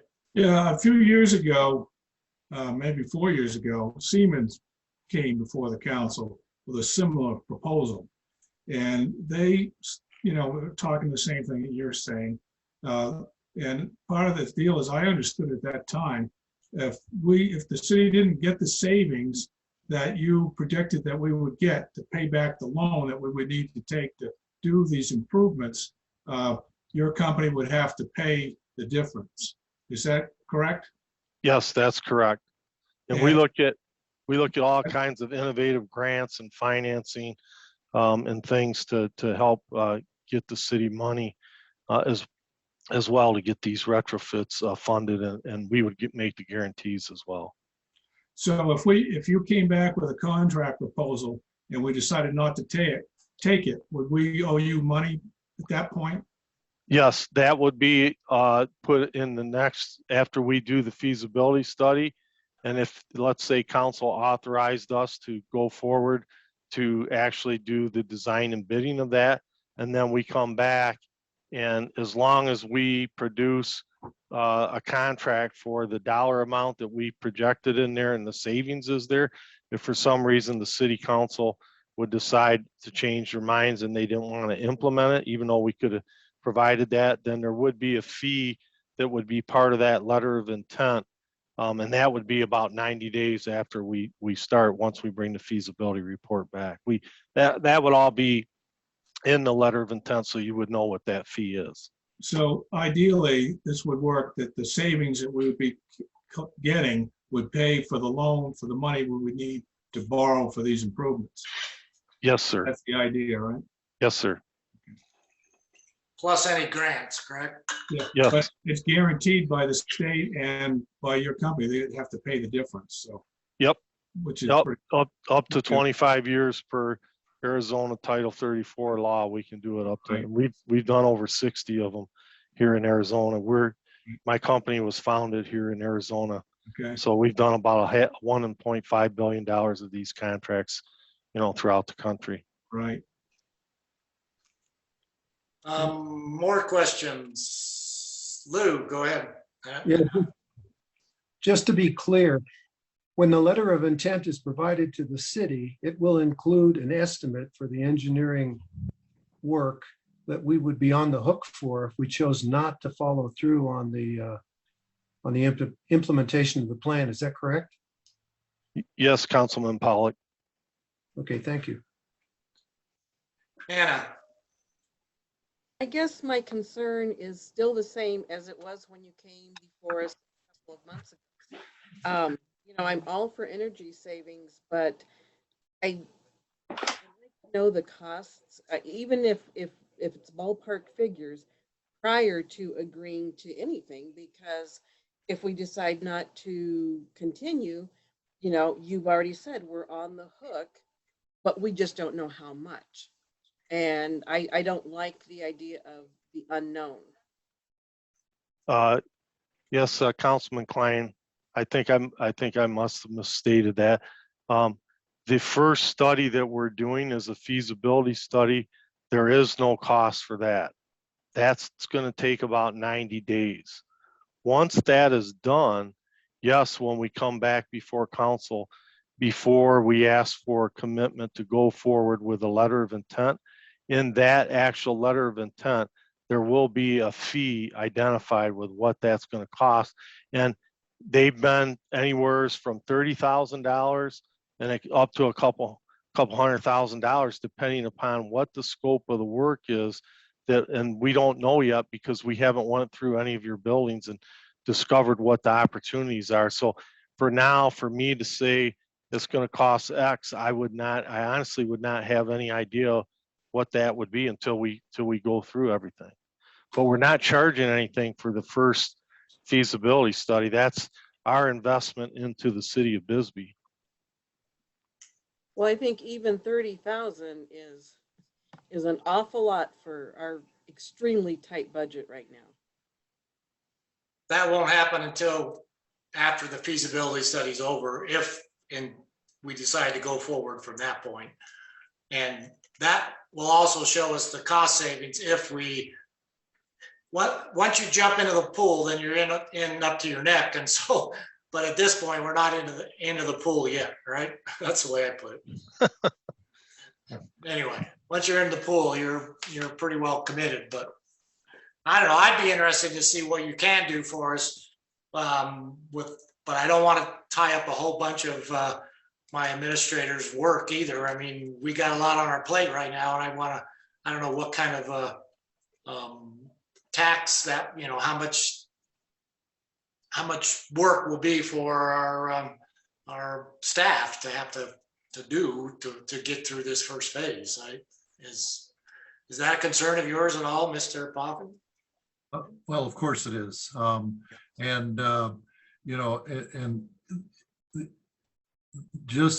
think the largest time budget's probably going to be in finance, at least for the feasibility study, because I mean, they can look at the facilities without too much labor on part of the staff. But getting the information that they need to get to do their analyses is going to be labor intensive for Carrie's department, initially for the feasibility study. And then just one other point that, and I think Mr. Williams and I have already had this conversation. Cash flow is a premium for us over the next 12 months. And so the likelihood that we're going to spend any money on anything over the next 12 months is pretty darn remote. And you just adopted the final budget, which doesn't include anything for this in it.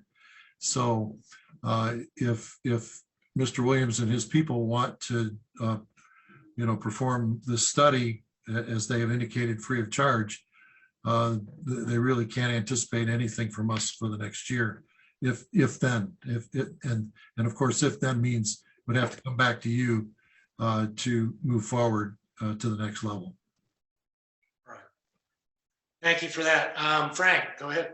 Yes, that would be, I think I like the idea of making these improvements, but I think in our current economic situation, it's unrealistic to do it at this time. So maybe in another 2 years, come back and present this again. I mean, it makes sense. It's if we had the money to come up with to finance the loans, the savings would pay for it and all that. But I don't think we have the cash flow as our city manager stated to do it. Things are so tight. Councilman Davis, I appreciate your concern there on that.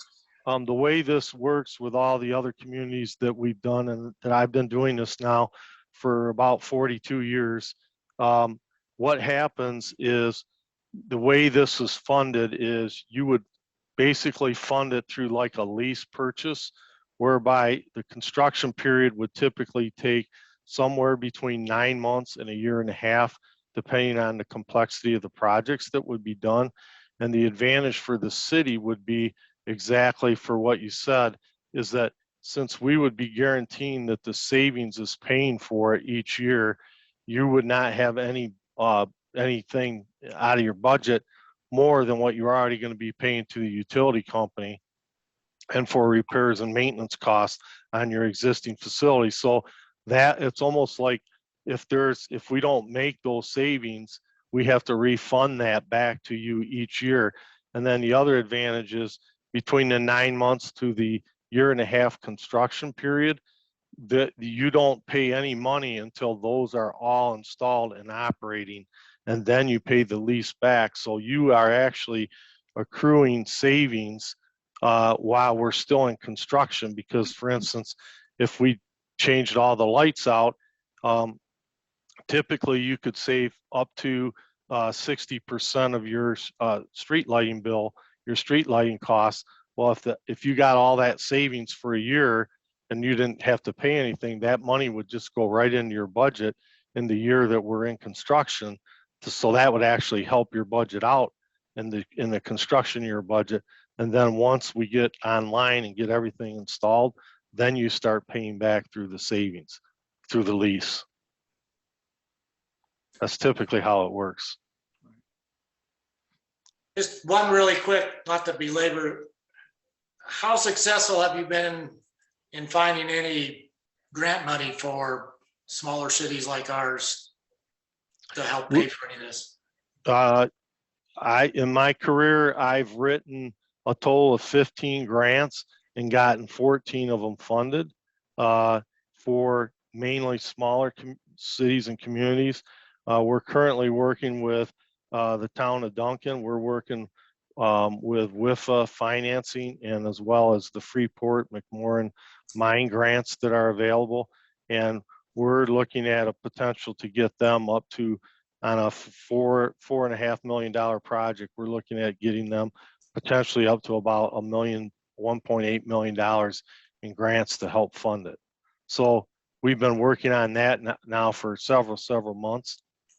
We would look at those same opportunities for Bisbee that would occur. And, you know, there's even grants out there for, you know, historical buildings. So if it did become feasible to do and include the city hall, rebuild of the city hall in there, because that was a historical site, there might even be some potential to put in a historical grants that are out there from various agencies for that. Now, we've got a historic library. We got several good historic buildings. Yeah. Lou, go ahead. I share Councilperson Klein's concern about the finances, that we're in a position right now where we shouldn't be looking at opportunities like this. And I also agree with the city manager on that issue. I also want to point out that our present city hall is a leased facility, and I don't see us spending any capital money on energy savings in that building in the next year to 2 years.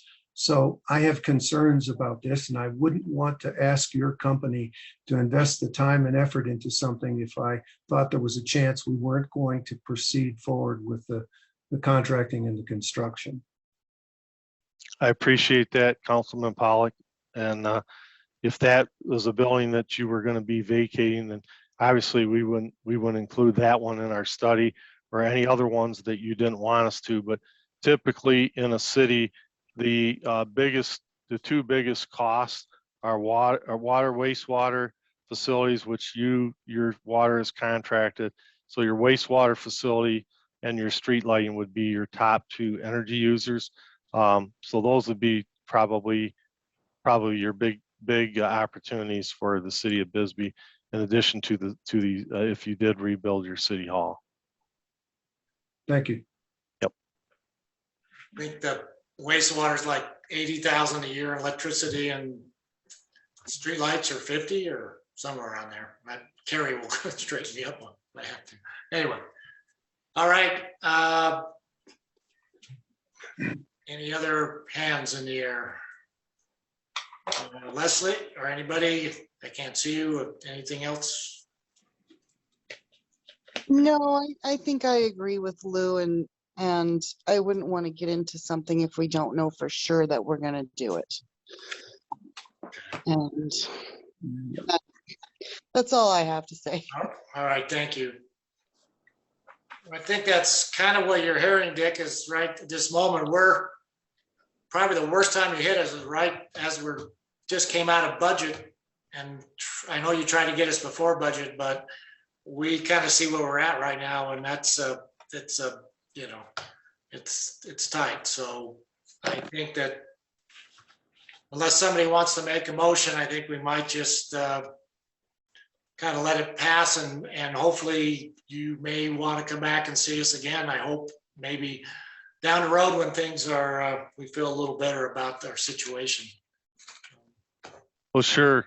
I appreciate the time tonight as well as back in April, and I wish your city the best of luck. I know timing is always the beauty, and it doesn't sound like it's good timing now. So, but thank you for your time, and hopefully we can maybe work together in the future. I'll stay in touch with Mr. Pauken and kind of as the years go by, see if that timing gets better. You bet. Yeah, I'd love to get our streetlights done and a few other things, but we want to make sure our garbage gets picked up and a few other things first. So, all right. Okay. All right. Thank you very much. Thank you, sir. Yep. Thank you, Dick. Thank Yep. you. So All long. right. Thanks. All right, moving on. Okay, I gotta get down on number 9. Okay, this is a discussion and possible approval of resolution R-2106, amending the fire department section of the city fee schedule. Well, Jimmy, you hung in there long enough. We'll let you have it. Thank you, Mr. Budge. Mayor and council, before you tonight, proposing to amend the fire department fee schedule. I think Mr. Pauken talked to you guys a little bit about this a couple meetings ago. And I kept it the fees pretty low compared to all the cities that I checked with. I'm way under what they would charge for pretty much everything I put on here. So all this is in the Uniform Fire Code, the permit, new construction plan review, operational permits. Do you guys have any questions for me or? Looking for hands. Good. I have just a couple of really quick ones. Under the operational permits, when you have cutting and welding, so if somebody's gonna weld in their yard and they have to come get a permit from you, or place of assembly, I'm not quite exactly sure what those, is it like a building permit or what do we want to do here? It'd be more like a metal shop, a business. Just an example, I had a handrail put in up at my house and I had to weld a couple of joints. Would that mean I would have to come and get a permit to do that? If you're in the wildland urban interface place, this is more for a commercial. Okay. But it's more, that would be more under the building inspector. Right. Well, it doesn't require a permit for me to put my own handrail in, but I just wondered if some of these other, most of these are for business type stuff to be inspected. That's my intention anyway, yeah. Yeah, okay. I don't have time to run around to everybody's backyard and check on them. So, yeah, no, this is for commercial businesses that do this every day for a living. Right. And yes. Paint booths, all that kind of stuff. Yeah. Yes, yeah. So. All right, more questions. All right. Seeing none, I'll entertain a motion. Somebody. I move to approve resolution R-2106, amending the fire department section fee schedule. I second it. Okay, we have a motion by Lou and a second by Frank to approve the R-2106, amending the fire department fee schedule. Roll call, please. Councilmember Pollock, Aye. Councilmember Giacomino, Aye. Councilmember Davis, Aye. Councilmember Johns, Aye. Mayor Pro Tem Klein, Aye. Mayor Budge. Aye. Motion passes 6-0. All right, thank you. Thank you, guys. You bet. Item number 10, agenda item. This would be discussion.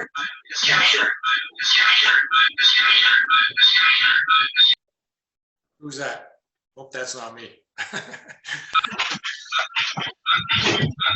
Hello, can you guys hear me? Somebody's feeding back. I think might be, okay. Here we go, number 10. Discussion and possible approval of the base hospital agreement between St. Joseph Hospital and the city of Bisbee. We'll toss it to you, George. Maybe? Mayor, I think it's George's set that's having the issues. Maybe Yeah. if we could just go to Captain Villaseñor. Yeah, go ahead. Can you guys hear me now? Yeah, we can. In and out. I'm sorry, I'm having some communication problems. Yeah, before you guys, approval of a base hospital agreement between St. Joe's Hospital and the city of Bisbee. I'm gonna have Captain Villaseñor, who's also our EMS coordinator, go over this for you. Okay. Thank you. Go ahead. How are you guys doing? Good. Okay, so pretty much this agreement is going to be transferring over our medical direction from Dr. Vogelson from TMC to Dr. Curry from St. Joe's. There is no cost to this. It's totally free, and pretty much that allows us to work as a paramedic or an EMT at the city of Bisbee because we work under that doctor's license. The reason we're going to be switching, there's going to be a lot of different opportunities that we're going to be able to get with St. Joe's that we haven't really got with TMC. They're going to provide a whole bunch of different education for us, and which TMC does provide a lot of education, but a lot of it we have to travel. That being said, we have to pay people to go up to Tucson, come back, their hours, everything. They're going to go ahead and provide that here to us in Bisbee at no charge, along with training our people to become instructors so we can do a lot more things in-house than what we already do. Along with this agreement, there's a different section that allows us to also get medications from their hospital if Copper Queen, for some reason, if we can't get it, there's a shortage, so on and so forth there, and then they'll be our backup, and then we can get that medication there. Currently, we're getting all our meds from Copper Queen. They've been so generous to providing that for us free of cost, which saves us a couple $1,000 a month, depending on how many medications are expired. So along with that, it's just should be a simple transition. A lot easier to communicate. Their medical director has also kept his paramedic license because he worked out on our side. So he's going to gear our policies for more rural, more EMS side, because he understands what we need here in Bisbee with the capabilities that we have. So they're going to go ahead and switch up some of the standing orders that make it very, how would you say, particular on how we run things here in this area for what we have, our topography, along with being so close to the border. So I feel like it's going to be a very good change for us. In many ways, a lot cost savings, completely free. And so, yeah, that's pretty much it. All right, thank you. Questions, discussion? Anna, go ahead. Not so much any questions. I've had some pretty good discussions with Captain Villaseñor, and I think this is a much better opportunity for them, for us, and I support it 100%. And I just want to thank Captain Villaseñor for going and looking into this and getting us, you know, what's best for our department and for the city. Thank you. Any other comments or questions? Chief Steele, do you have any other thing you want to add, or just? No, that's it. Captain Villaseñor pretty much gave everything in great detail. Yeah, sounds good, especially if you can start considering how far we are away from any trauma center or other actually major hospital. Things sometimes have to run quite a bit different than somebody in Tucson where you're 10 or 15 minutes from one of the big boys. So I appreciate that they're willing to work on that. All right. Seeing no other comments or hands, I'll entertain a motion. I move to approve the base hospital agreement between St. Joseph's Hospital and the city of Bisbee. I'll second that. So we have a motion by Anna, second by myself to approve the base hospital agreement between St. Joe's Hospital and the city of Bisbee. Have a vote, please. Councilmember Pollock, Aye. Councilmember Giacomino, Aye. Councilmember Davis, Aye. Councilmember Johns, Aye. Mayor Pro Tem Klein, Aye. Mayor Budge. Aye, motion passes unanimously 6-0. All right, moving on to Public Works. Agenda item number 11. This will be the discussion and possible approval to purchase a forklift for the recycling program. You're on, Mr. Jesus. Good evening, Mr. Mayor, members of the council. I hate to sound like a broken record here, but we do have a piece of equipment, a forklift, that is assigned to the recycling program. It has failed. We did send it over to a repair center, and they have deemed it not wise to repair it. It will cost us about $8,000 to get it to a point that is that they can make sure that it's functional. At that point, that there is some regular maintenance that needs to be done to it. We have, and I apologize because my computer died, and so I'm doing this on my phone now, so I'm going back and forth. But we did get 3 proposals for 3 different forklifts from the mechanic. It is also on a cooperative and competitively bid contract to provide forklifts. The 3 forklifts, again, I apologize. I'm trying to pull this up on my phone now. Where are we at? Regular session. If you could just bear with me so I can get to where I'm supposed to be. Let's scroll through this. I think we have it in front of us, the 3. Yes. Yeah. 3 proposals. The least expensive proposal for a forklift will meet our needs. We don't find it necessary to buy a new one for nearly $30,000. And so I'm again, I apologize because computer just died, so I don't have this in front of me right this second. But essentially, we are requesting to purchase the least expensive forklift. Again, I apologize, but if you have any questions with that, I will try to answer those. Sure. Yeah, I have it in front of us. It's the 15,500. It's a used one, approximately 1,900 hours. Yes, sir. There it is. I found it. Yes. So people know basically this isn't like we're using it 5 hours a day. Basically, just lifts the bells, gets them on the truck for us to transport or to move them out of after they're bailed, because they're pretty heavy. So it's pretty. Yes, sir. And what we're doing right now, because we don't have this forklift, we are utilizing the skid steer that the streets department was able to purchase.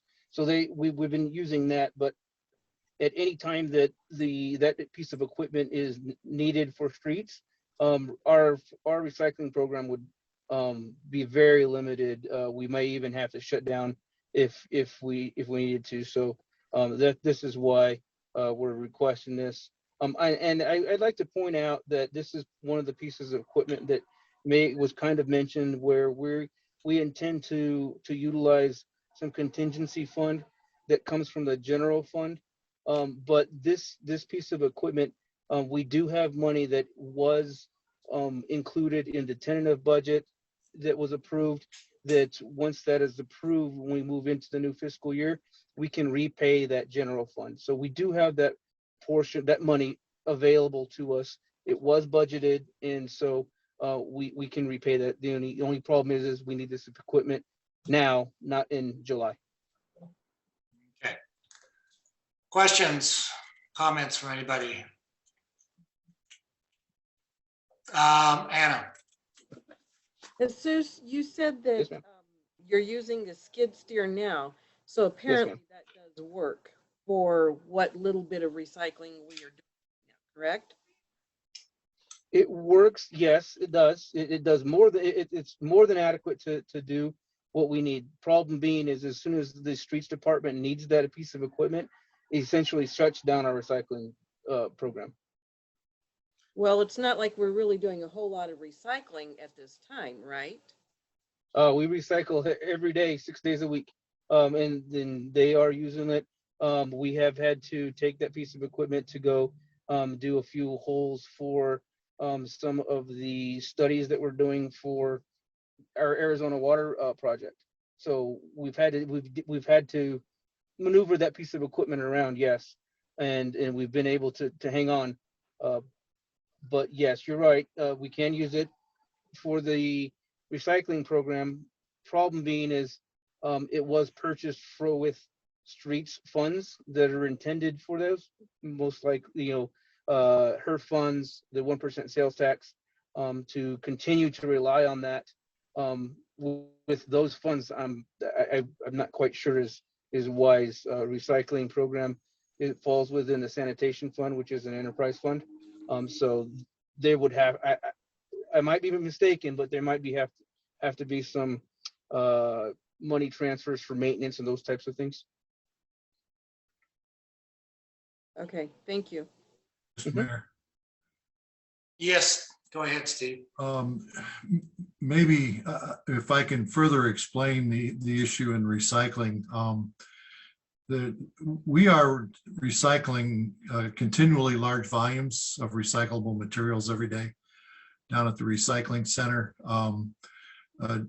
Even though we've removed the satellite centers, which were perhaps too numerous all over town a year ago, a lot of people are still dedicated to recycling, and myself included. And every time I go down there, the whole time I'm there, I feel like I'm in other people's way that are more dedicated to it than I am, perhaps. So the volume is still there, and so the need for the equipment is still there. A couple of years ago, the city did increase its recycling fee by some considerable amount of money.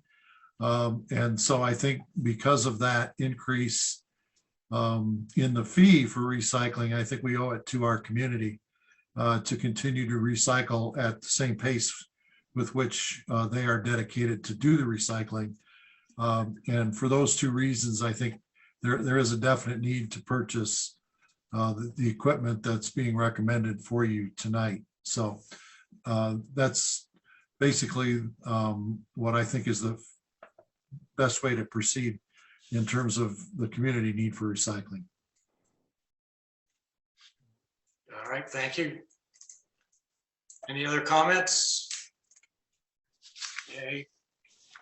I also agree. I've been down there, and one thing I noticed in the baler, that's what they start loading all the cardboard in it, compresses it, bands it, then you got to get it out of there or else you're stuck. You can't, now you're closed down. You can start, stacking the cardboard up and letting it blow away, but putting it into the balers and moving it, it's a constant, constant fill and then compact and then fill and compact. So I don't want to see us, go backwards in our service. We've been backwards for too long, and I think this would pay for itself pretty quickly in being able to continue the program. So I'll support this. So Actually, with that, if I don't see any other hands, I'll make the motion to approve the purchase of the Heister H50 CT forklift from Arnold Machinery Company. That will be the used one for $15,500. Have a second? Second. Motion by myself, second by Leslie. Could I have to approve the purchase of the new Heister? Ashley, go ahead. Councilmember Pollock, Aye. Councilmember Giacomino, Aye. Councilmember Davis, Aye. Councilmember Johns, Aye. Mayor Pro Tem Klein, Nay? she's nodding aye. So Oh, aye. Mayor Budge, Aye. We need thumbs up or down. It sounded like it passes unanimously. All right. Thank you. Thank you. So the next one, last one on here, this is item number 12. This is discussion of possible approval to purchase dumpsters and rollouts. This will be, I guess, done on a emergency basis of some type. So we'll take some explanation. Jesus, go ahead. Absolutely. Thank you, Mr. Mayor, members of the council. We obviously are trying to rectify our trash pickup problem with our dumpsters. Oh, I'm sorry, our trash trucks. And so during the April 6th meeting, the council approved us purchasing the pockets to convert our existing dumpsters into front load dumpsters. Since then, we've had some discussions with the city of Sierra Vista, and they have an excess or of dumpsters that we're looking to get rid of. And so we've had some discussions, and they've come to us with some pricing. In addition to the dumpsters, they've also have 95-gallon rollout totes. Now these are blue, so they used to use them for recycling, which they don't use. However, we can use those for to convert all of our existing residential trash pickups from dumpsters to rollouts. So going back to the dumpsters, the pockets that were approved, we were approved for $18,000 for those pockets to convert our existing dumpsters to front loads. We were to be looking at purchasing the dumpsters from Sierra Vista that would meet our needs for $13,092. So we'd be saving money there. In addition, we did have a budget in the tentatively approved budget for approximately $45,000 to buy the rest of, I believe it was 800 95-gallon rollouts to convert the residential. That cost would have been, oh, I thought I had that here. I apologize. Again, I'm looking at my phone. We would be saving money on the rollouts also. So ultimately, we can convert all of our dumpsters to front loads, and then we would convert the rest of residential to rollout totes for a savings of money over the long haul. We are proposing to purchase this through an IGA. So we would have to go make sure that the city of Sierra Vista would approve an IGA. Again, this is something that came up a little earlier. We do intend to use some contingency fund from the general fund. However, again, as I mentioned earlier, we did have this already planned for within the tentatively approved budget for 21-22. And so as soon as we get into the new fiscal year, the sanitation department will be able to refund the general fund. With that, I'll be happy to entertain some questions. All right, open it up for discussion. Do I see any questions? Really quickly, I know we're putting some lock downs on our commercial dumpsters. Yes, sir. These will work. We'll just take those off of our old ones and they'll convert over to these with no problem. Is that Yes, right? sir. Okay. Yes, sir. We can remove the some of the existing ones. I will tell you that the commercial locks for dumpsters are fairly inexpensive. They're not thousands of dollars each. I believe they're approximately $100 to $150 each. So they're inexpensive.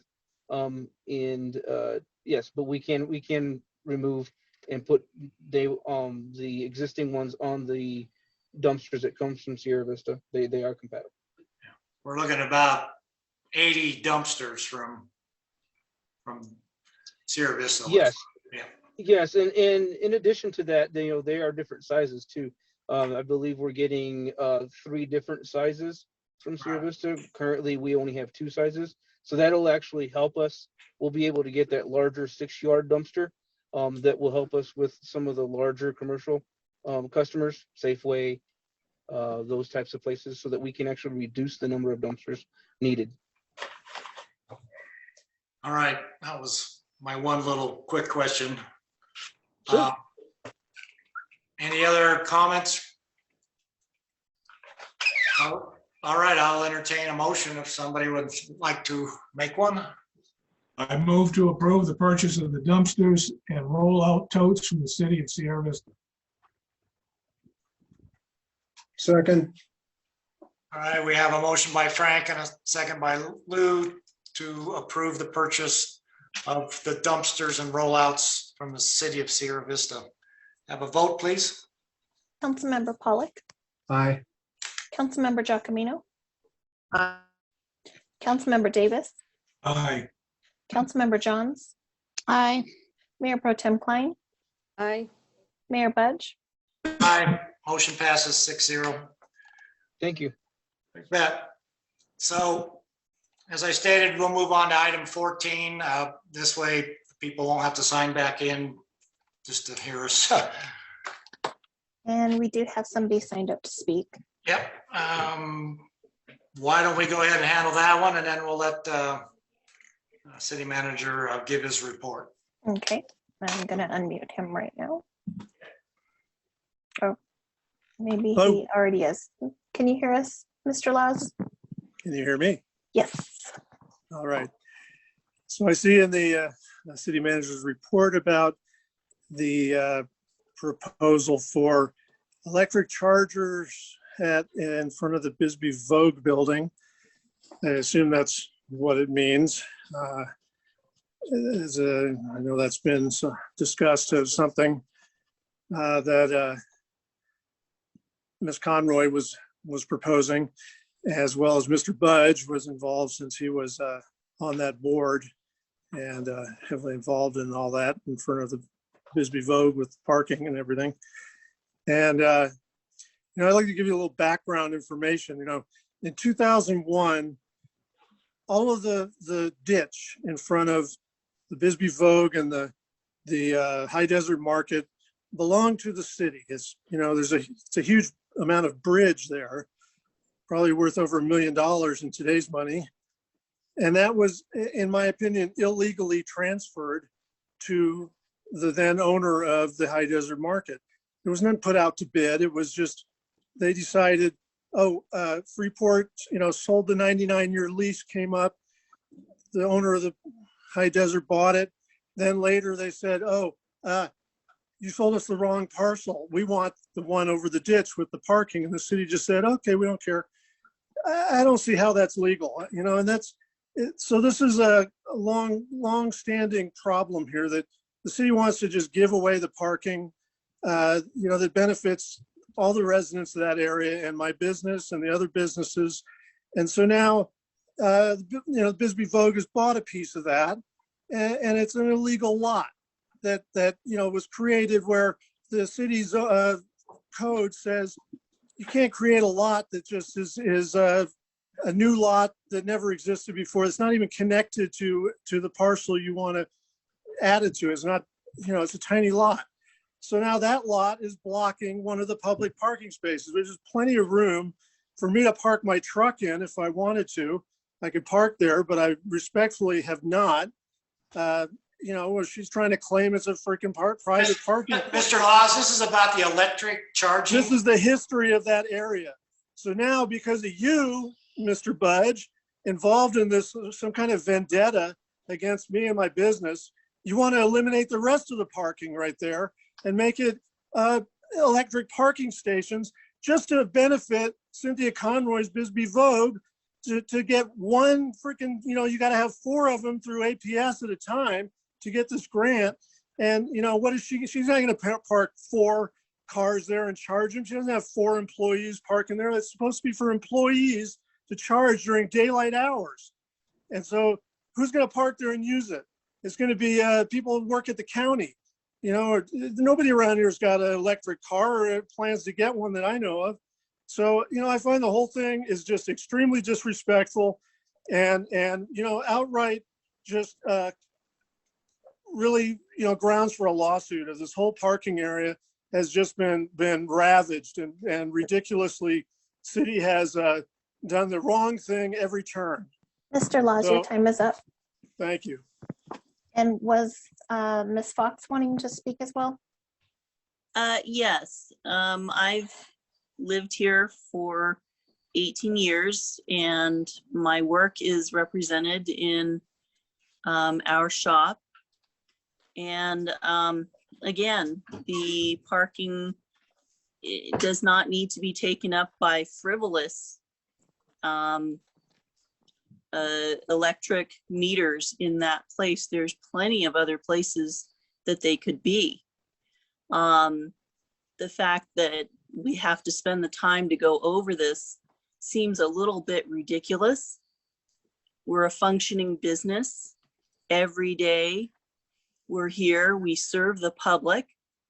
We have all kinds of people, elderly people, young people that need to park and be patrons of our business.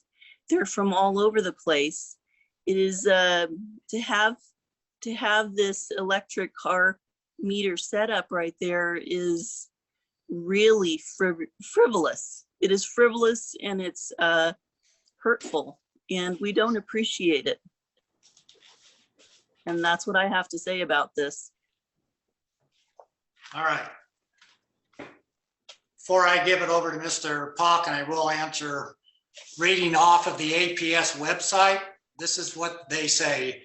The APS Take Charge Arizona pilot program offer free EV charging equipment as well as installation and maintenance to businesses, governmental agencies, nonprofits, and multifamily communities.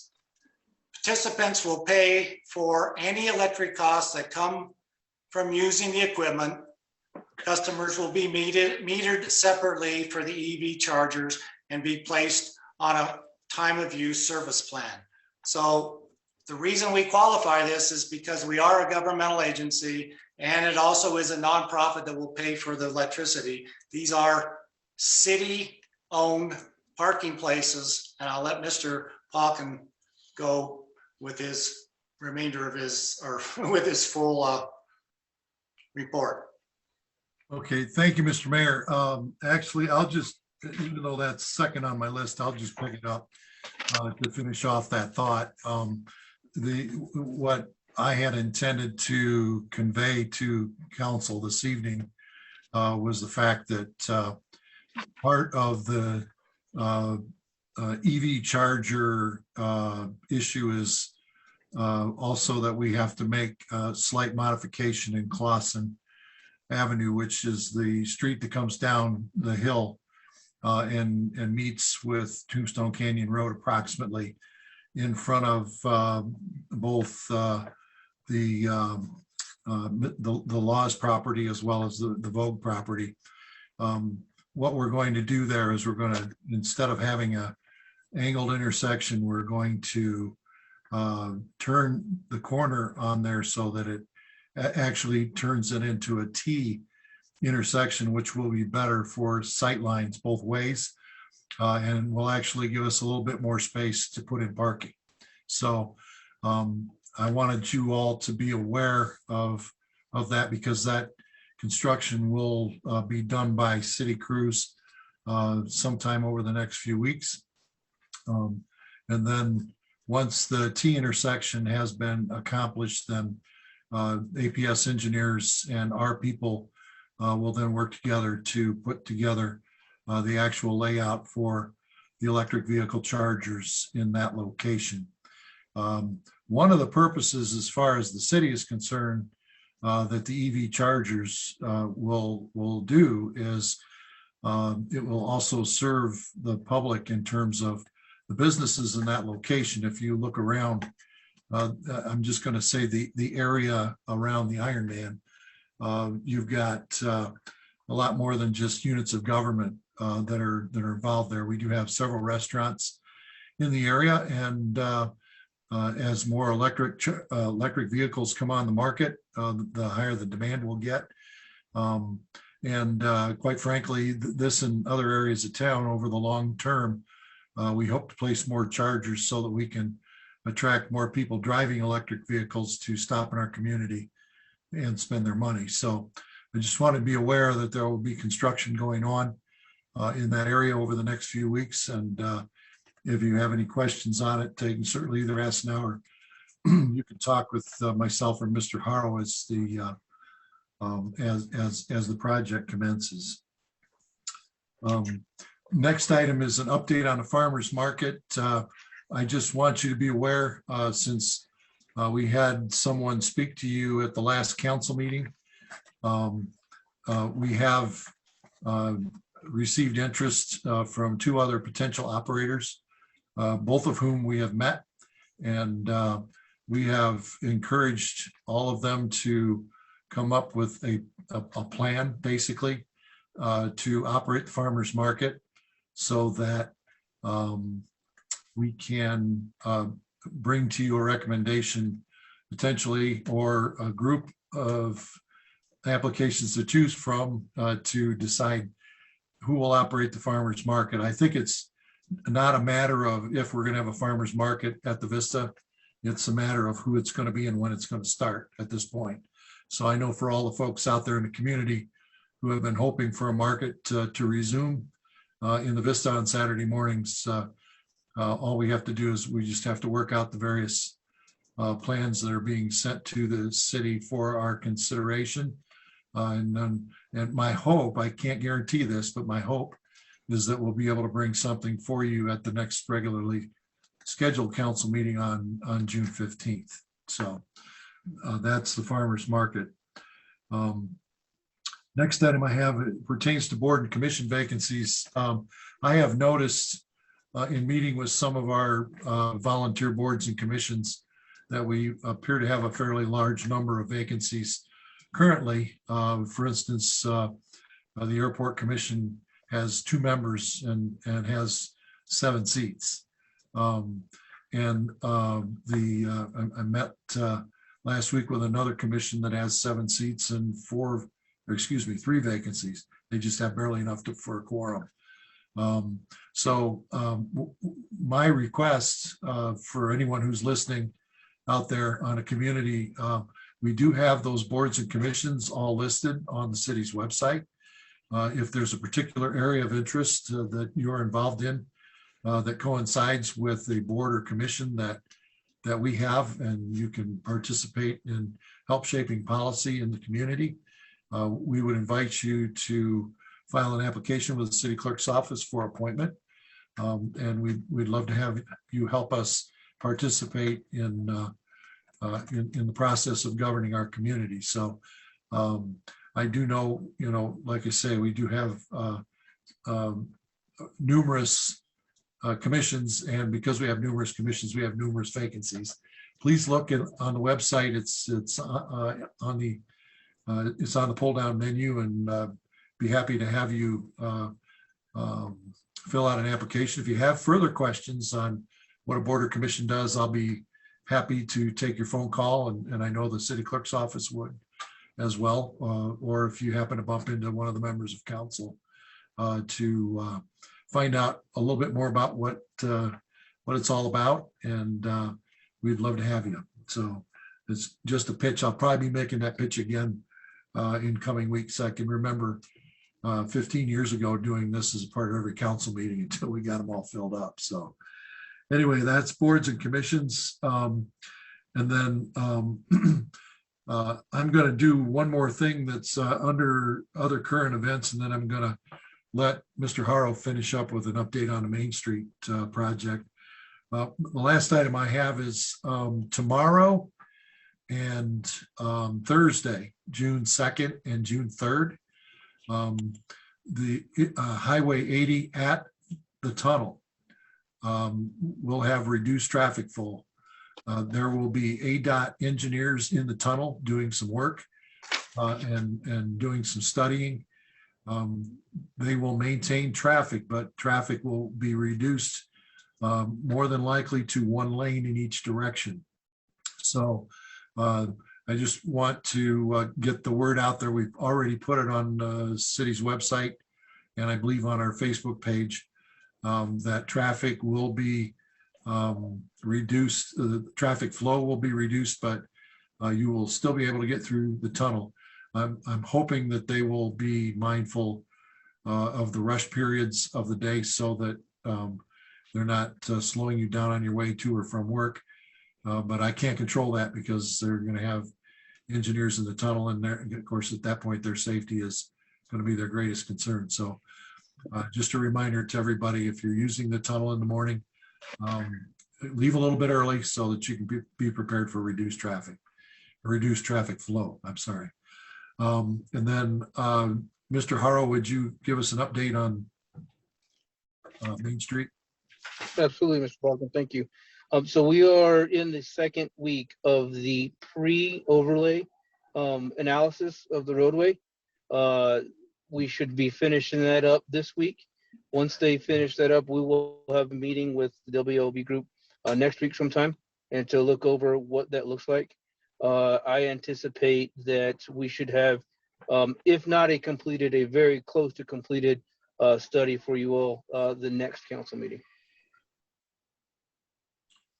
Okay, thank you. And unless there are any questions on any of the items that were published on this list, that concludes my report, Mr. Mayor. Well, any questions for anybody? Okay, seeing none. Thank you. Thank you. We'll go back to agenda item number 13. This is possible, or this is a to go into an executive session to consult with the city attorney to provide legal advice on the Harris matter. I have a motion to go into, I make a motion to go into executive session. Have a second? Second. Second. Motion by myself, second by Anna, go into executive session. All those in favor signify by saying aye. Aye. Aye. Opposed, nay. Chair says the ayes have it. We are now into executive session. We'll leave here and log on to the new link. Thank you, everybody. Everybody over there.